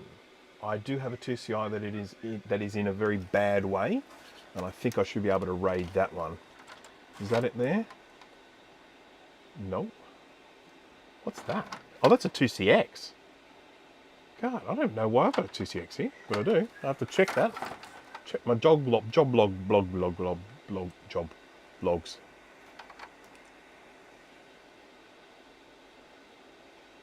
What's this one? Is this a 2CI?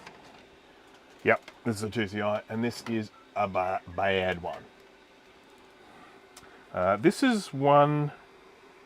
Is this the one I think you're trying to say?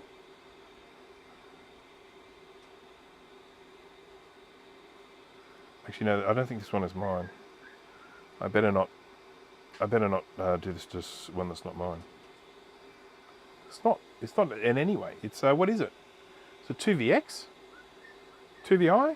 It's definitely not a 2CI. Make no mistake.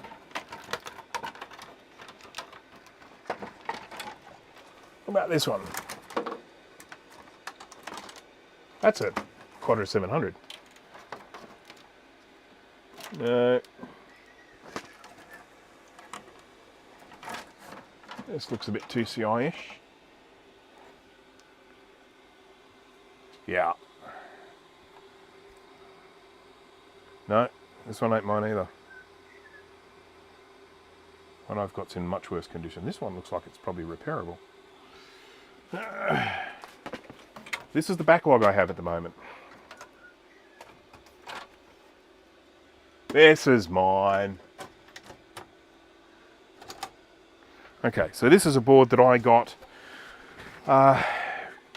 Case was in absolutely pristine condition, but the battery had exploded on the board, damaged the floppy drive, damaged the hard drive, damaged the board, and left an incredible stain on the inside of the case. Outside of the case, beautiful. It was one that had been kept in the box. And I felt sorry for the guy. The guy really thought he had something. He thought he was like, oh, I'm sitting on a gold mine here. And he was asking me to check it out and provide him with some sort of value of what it would be worth in the condition it was in, still in the box and everything. And I said, look, you have to be prepared for the possibility that the battery has exploded inside and will have completely damaged it, so that no matter how pristine the case is, the inside's going to be terrible. I said, and then you've got to make a decision. Am I going to try and get it repaired, or am I going to sell it as is? So anyhow, we opened the box up, and as soon as I got the lid off, I could see it. I could see the corrosion coming up the side of the inside of the case, around the side of the floppy drive, and I just said, oh dude, I'm really sorry, but this looks bad. So grabbed a screwdriver, took the drive assembly out, and goner. Now, I did have a go at fixing this. Didn't have any luck, and then I actually managed to get hold of a very good working 2CI, so I just gave up on it. Now I've just used this as a parts machine, and that's what we're going to do with it today. We're going to whip off the soy yo and see if this might be the cause of the problem. I think it's unlikely that it is the cause of the problem. The only reason why I am thinking it might be is that, obviously, number one, it's getting hot, but number two, I happened to notice what looked like might have been a little fleck of metal near the CPU, and it blew away. It was gone, but I was just wondering whether it might have shorted something and damaged something. So anyhow, we'll have a look.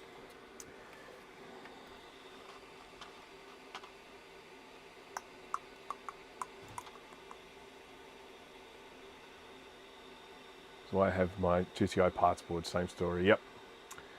Okay, so let's just have a look-see here. Here is our CPU, and as you can see, it actually looks bloody pristine, but, maybe it is, maybe it isn't. Let's whip him off. This sort of work, you really don't want to ever attempt it without a hot air station. I mean, unless you want to just completely destroy the chip while you're removing it. But if you are planning to get a chip off in one piece, you will need a hot air station for this sort of rework. And you could use like a board heater, get the board hot and then lift it off. But in my humble opinion, I think you're better off just using a hot air station. Just a little bit of practice and you have no issue with these at all. I'm just gently applying some pressure at the bottom right hand corner of this chip. When I feel it start to give, I'll then flip it up.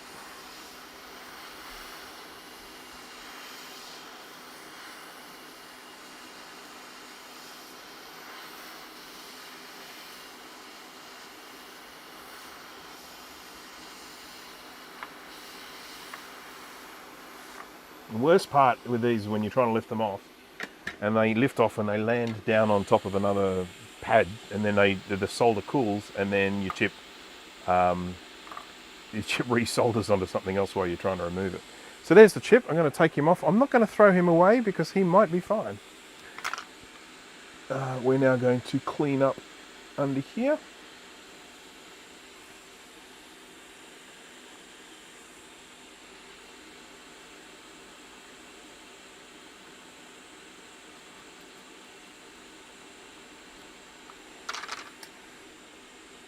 And let's get some solder.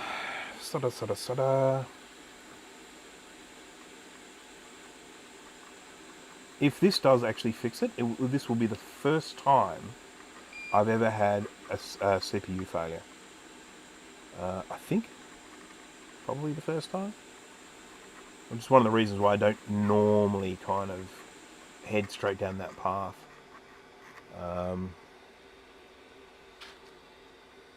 It's almost always something else.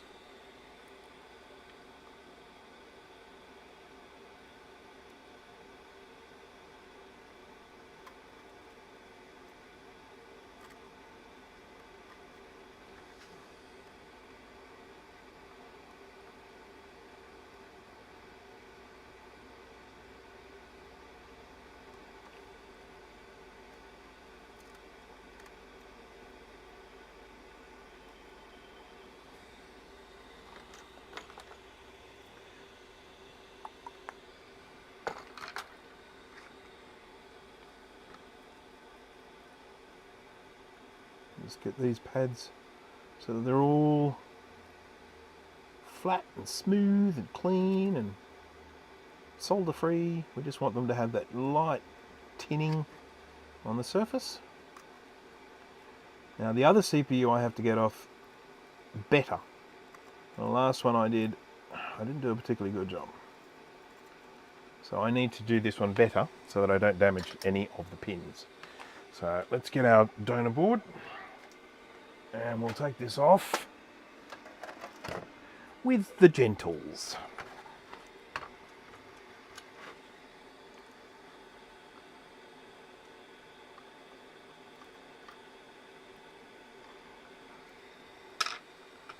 Okay.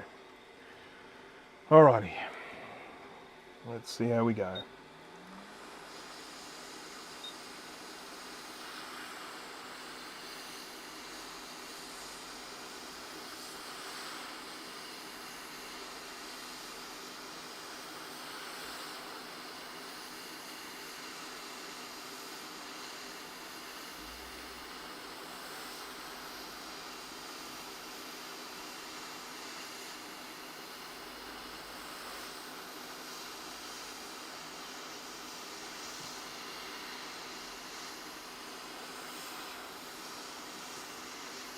Ouch.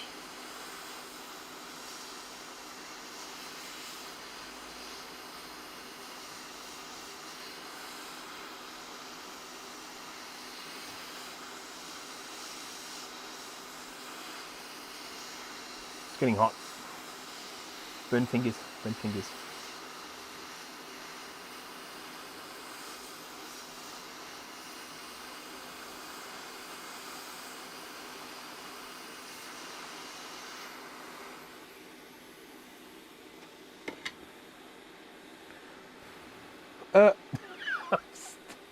Stuck up.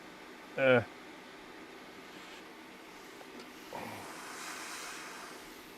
that pin's going to be a bit mangled. Never mind. Never mind. Won't be the first pin I've had to straighten.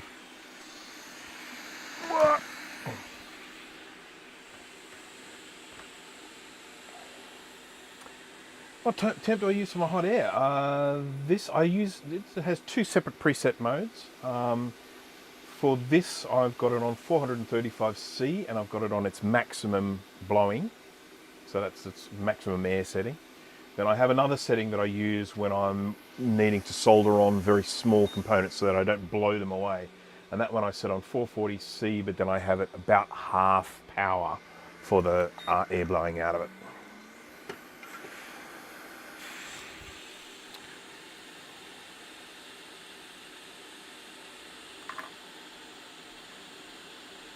So we did just bend this little pin here a teensy weensy bit. Whoop.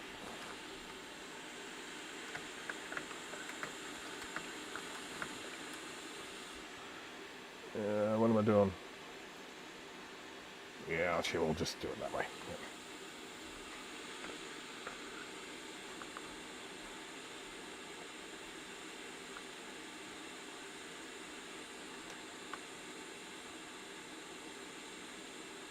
Now, got a little dot. Oops, got a little dot.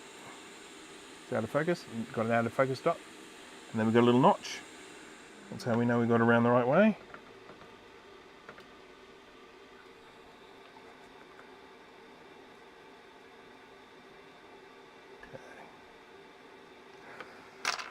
Okay.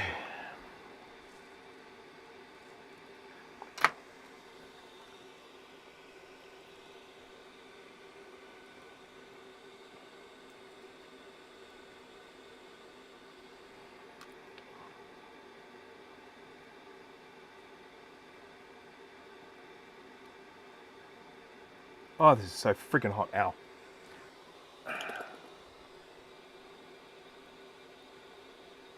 Because these chips, they're ceramic, they hold the heat like you wouldn't believe. And so I'm sort of touching this thing here and it is burning my finger as I'm trying to hold it in position. Oh, and I managed to mangle a leg. Did I manage to? No, it was just parallax error. Okay, so let's do that. And let's do that. It's kind of sitting a little high, isn't it? And then we'll go around to the other corner.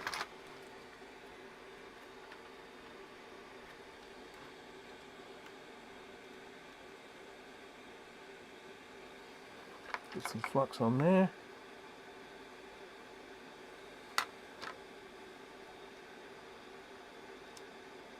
Stop that.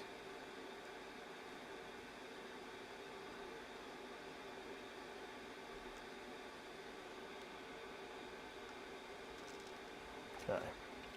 Right, so we've now got it pinned down at each corner, and so we should be able to start kind of soldering it down all goodly.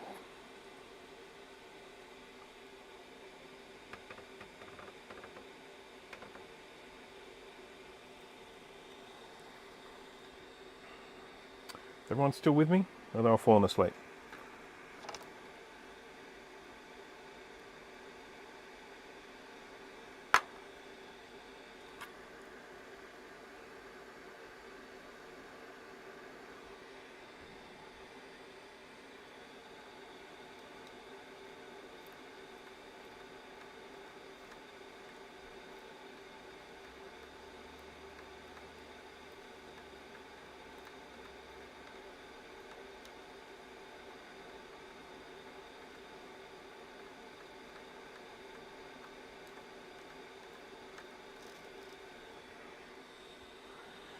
Still here, good, good, good, good. How do I pronounce that name? A-O-I-F-E, rain. Well, I can do the last bit. Same as my last name, just with a different spelling. But I'm not sure how I meant to pronounce your first name. And for that I apologise.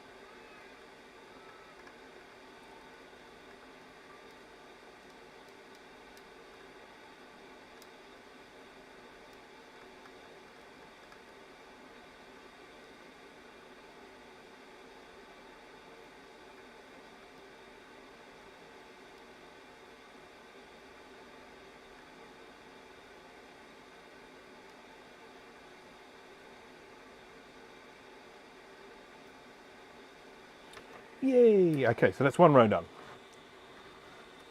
Still here, I think. What sort of answer is that, Enzo? You think? Come on.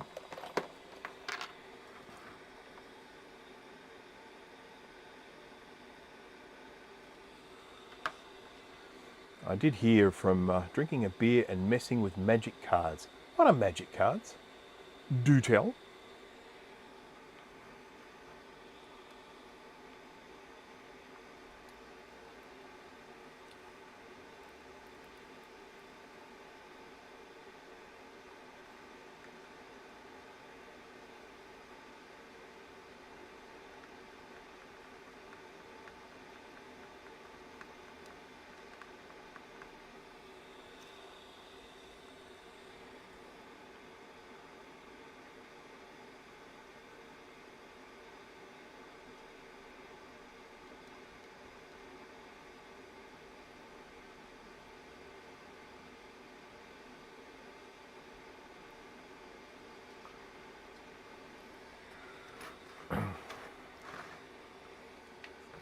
Okay, two sides down. We've got a slightly bent pin here, which we will just need to rectify.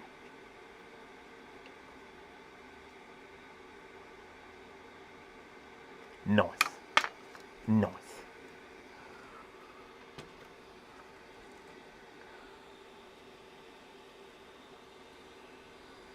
A little bit more flux on here, for flux sake.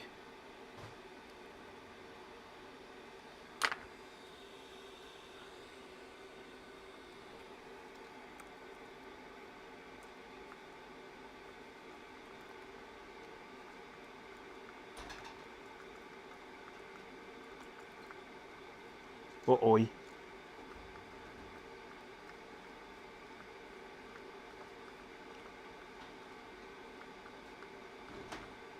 Oi, oi, oi, oi, oi. Oh, these pins are coming down a bit crooked. There we go.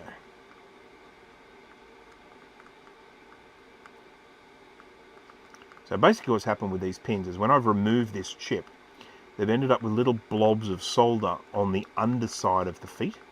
So when I go to sit this down on the board, they don't sit flush. But then as I apply heat to them, those pins then sort of flip down and go flat. And so that's what we've just been seeing here. They sort of look like they're raised up off the surface. And then after...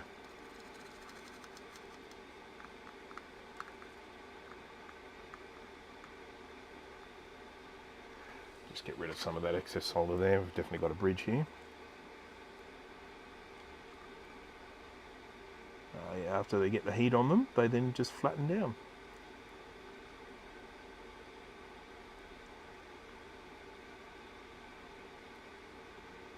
Okay. One more row to go.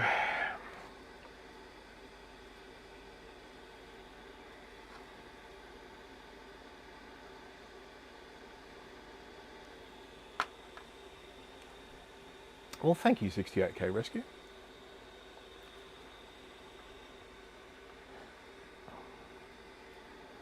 I can tell you that you can tell sort of from the silence that this does require quite a bit of concentration. I would actually argue that putting one of these on is actually harder than putting on some of the much smaller chips that you have on more modern computers, and it's because they're a lot. You don't have all these little easily bent pins to worry about. Even something like a ball grid array, if you're actually soldering a BGA chip, you know, you just sort of apply some hot air and they just kind of float into position. Whereas these, you've really got to be super careful, because if you just apply a little bit too much pressure at the wrong time, you know, bend one of these pins.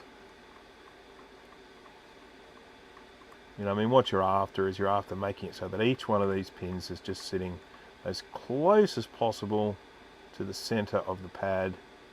Doesn't matter if it's a little bit off, as some of these are, but as long as it's just not touching the other side. Well, that's it. I'm pretty happy. I'm pretty happy. I'm going to have a look at this from a few angles, just to make sure. Yeah.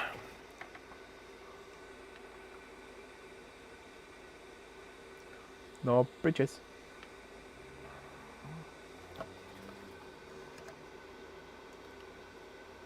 No bridges.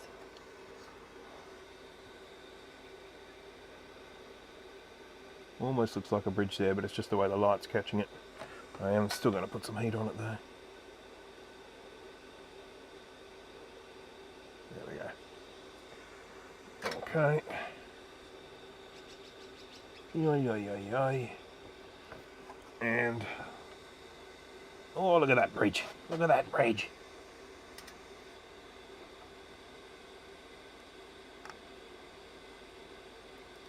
I might need a bit of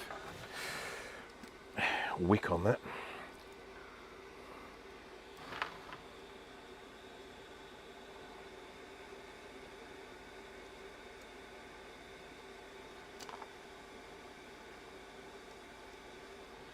Let's try that again.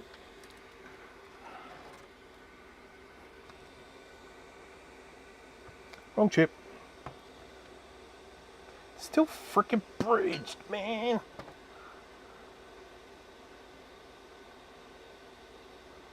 There we go. Bridge gone.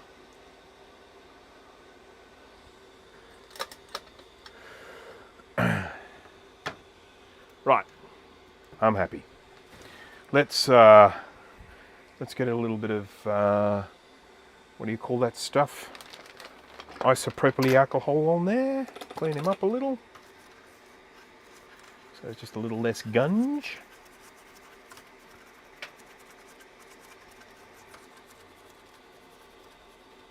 Bob Ross of computer repair. You're not the first person that said that. I don't know. I mean, you know, if I grew my hair long enough, it would be like Bob Ross's, you know, because I do have curly hair. You wouldn't know because I'm significantly bald. But when I were a younger person, I could have done a Bob Ross with my hair.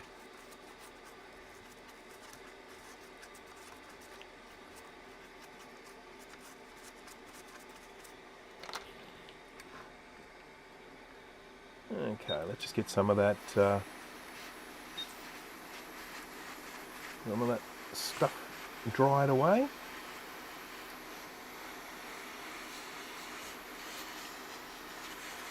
And then we'll give this a try. I'm not feeling particularly confident about it, but you know, I did want to try it because I would be forever asking, you know, I wonder if.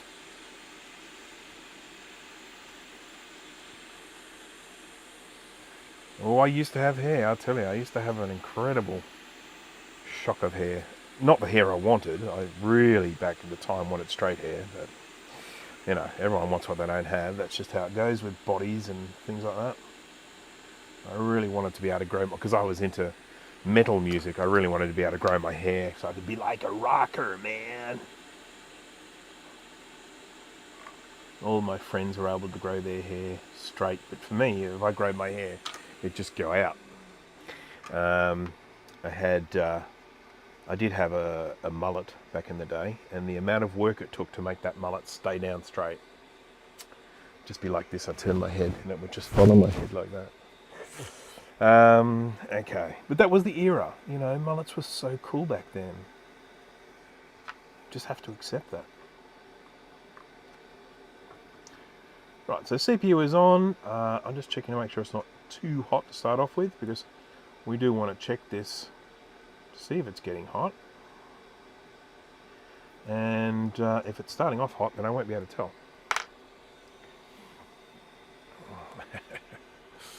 There are photos in existence, but I mean, I kept it fairly short on the top. You know, I never really went all Bob Ross. I probably would have if I was, you know, a bit older. I probably, but because I sort of grew up in the 80s rather than, I was born in the 70s, but I grew up in the 80s. And, you know, at that time, it wasn't about big curly hair. If I'd have been raised in the 70s, I would have been able to do it for sure. Right. Okay, well, let's see what happens.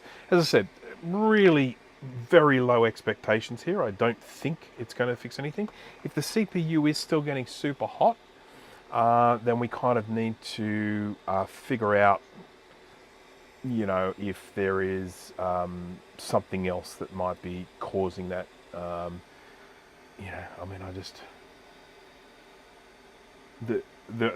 I guess the biggest issue I have with this board is it was just so clean. It had just a little bit of corrosion from the capacitors up in the top left corner. And it had, you know, so up around here, just a little bit of corrosion, but no trace damage. Over here, it was sparkling clean, you know, there's really no issue at all. No problem with the startup circuit. You know, if I plug in the power supply and press the power button, on she comes. So that's all good, but it's just behaving, well, it certainly was behaving like there was a short somewhere. And, you know, I guess a failed component or something like that. But the fact that it worked and then stopped working makes me an unhappy chappy. So there's my data board.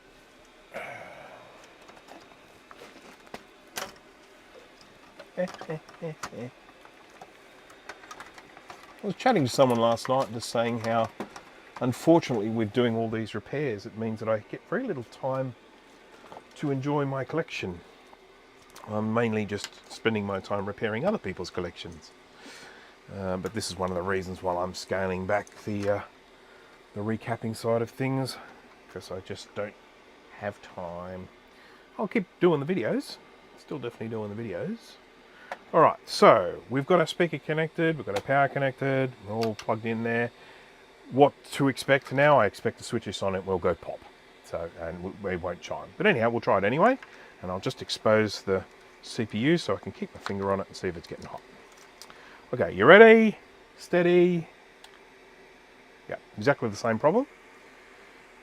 And more importantly, what I also need to do is I need to get a 2CI, a working 2CI, and just see how hot the CPU gets, to see whether we're talking about it being at an acceptable temperature or whether it's going way hotter than it should. At the moment, I have no real frame of reference. Let me just show you what's happening on the screen, because I do have a screen here that I can plug in. Where did I put the cable? I'm sure I brought the cable with me. It's on the floor. Yeah, that's getting hot again. But I'll just show you what we're seeing on the display.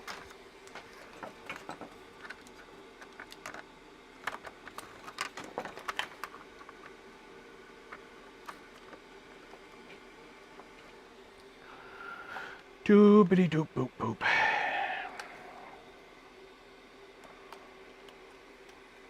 Okay, so here's a little screen.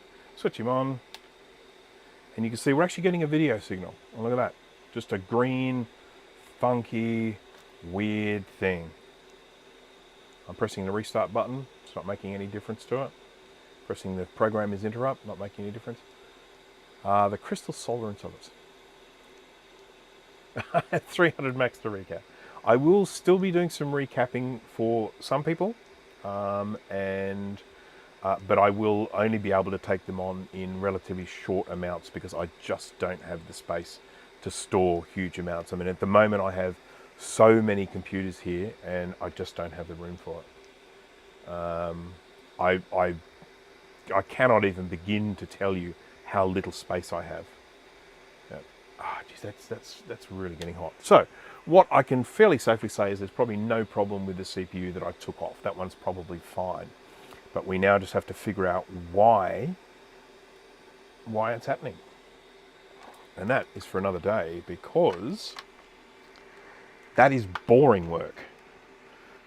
As I keep saying to people, I always try and keep these as interesting as possible. And the real serious diagnostics work is dull. It's very, very dull, and it's lots and lots and lots of me sitting there looking at things and checking with schematics and not saying anything while I concentrate and think about stuff, and I just can't see any way that I can make that interesting. So, all right, so the reason why this one is so confusing is because it did work for me. I mean, it worked for me really, really recently. It chimed, it booted, I had an operating system running on it, it was actually working. And that is like literally, it was this week that was happening. But it was sort of doing it intermittently. So I'd sometimes switch it on, it wouldn't fire up. I'd press the reset button and then it would work. And so I was kind of getting this intermittent stuff going on. Anyhow, at that point, I decided to give it an ultrasonic bath.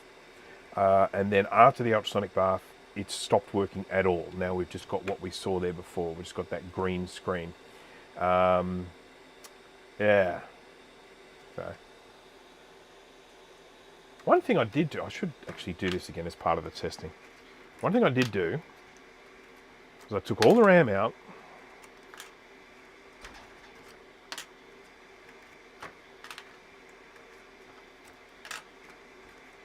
Like that. So no RAM. And then I powered it up. I'm going to do the same. Got to do the same as what we did before.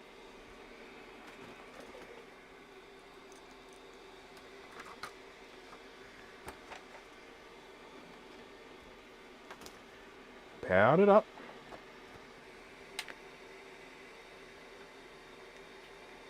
Yeah. And I powered it up, and basically I got a chime, and then I got a sad Mac chime. And then I put the RAM back in, and then it worked. And I was just like to try and recreate the steps that I'm taking. ROM, let's see if I've got a third-party ROM I can use, and we'll see what happens with that.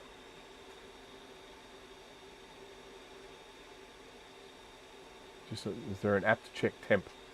No, well, there isn't an app to check temp. There's certainly no thermometer in the computer, so it's not like it's something you can read from the computer itself. The only way you can do it is using a thermometer of some form to, I mean, I'm just using this FLIR camera, but that's actually built into this device, not the phone.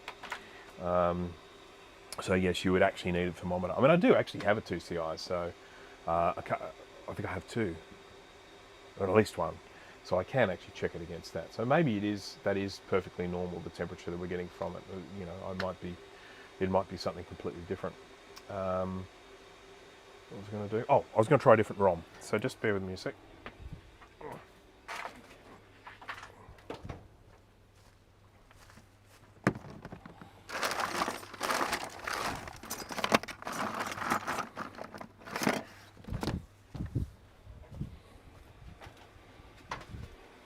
Okay, I have got my Big Mess O Wires ROM. I'll pop into here. Is that right? Is that in? Okay. And then we've got a little jumper here. I'll take that jumper off, or certainly put it to one side so it's not connected. So that should make it choose this ROM instead of that ROM. Same problem.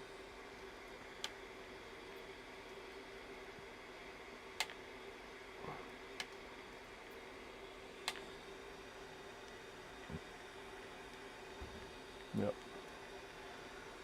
So I don't think it's related to the ROM. It's really frustrating. I mean, if the thing's just not working all the time, you go, okay, I've got to try and find the problem. But when you have something that works and then stops working, it just breaks your head.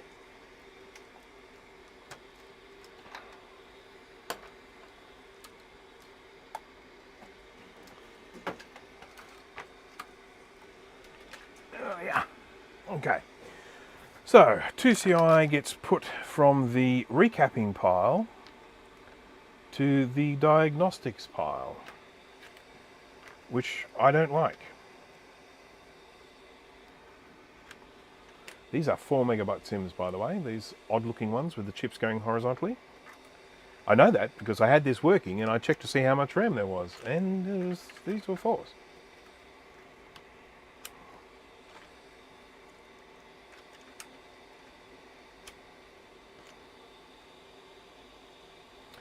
Well, the problem, even before its bath, it was intermittent. It was sort of working sometimes and not working other times. So there was already a problem. Problem.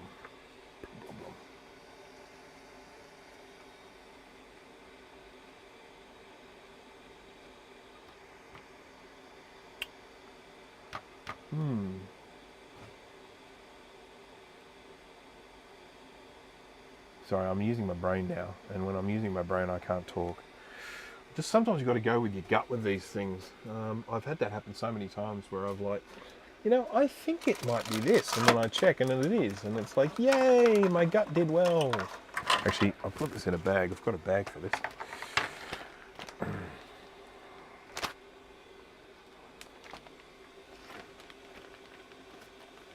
Right, now how long have I been going for? I have been going for 2 hours and 22 minutes. I had better wrap things up because I tell you what, I've got other things to do today.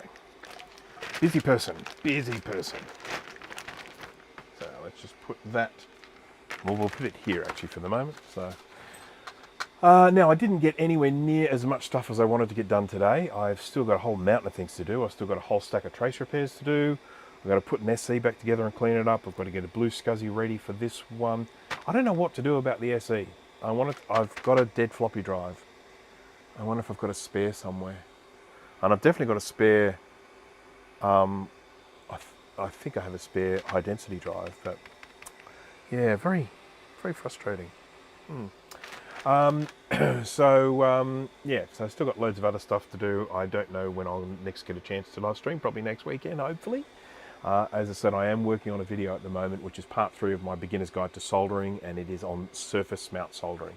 So I'm going to be trying to cover as much as I can to do with surface mount soldering, teaching different methods and techniques and stuff like that.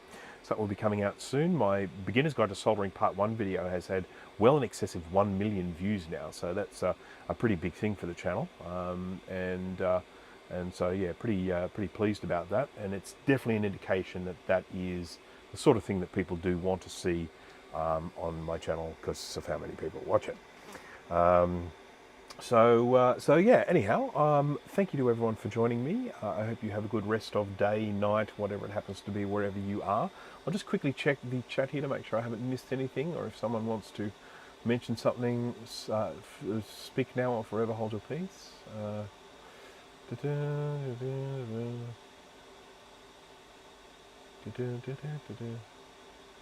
I'd watch Lisa Trace Repairs if you decide to do a stream on that. Well, I may well end up doing that because I have to sit there and do it. I may as well just switch the cameras on when I do it, but I just can't do it now because I've got to go out and do things, utilize the daytime.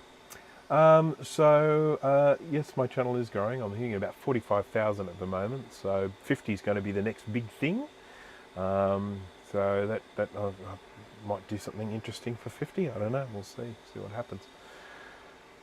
So yes, thanks again to everyone for watching. Thank you for all the thumbs up. Thank you for keeping the chat lively. I do appreciate it. And I will hopefully see you at the next live stream if you are available. And you know, I'm not boring you too much, so this one wasn't really the best for that, but never mind. We'll not worry about that. We'll just pretend like this was a really, really fascinating, interesting stream. Excuse me. So, once again, thank you everyone. Have a good one. I'll see you at the next one, hopefully. Bye-bye.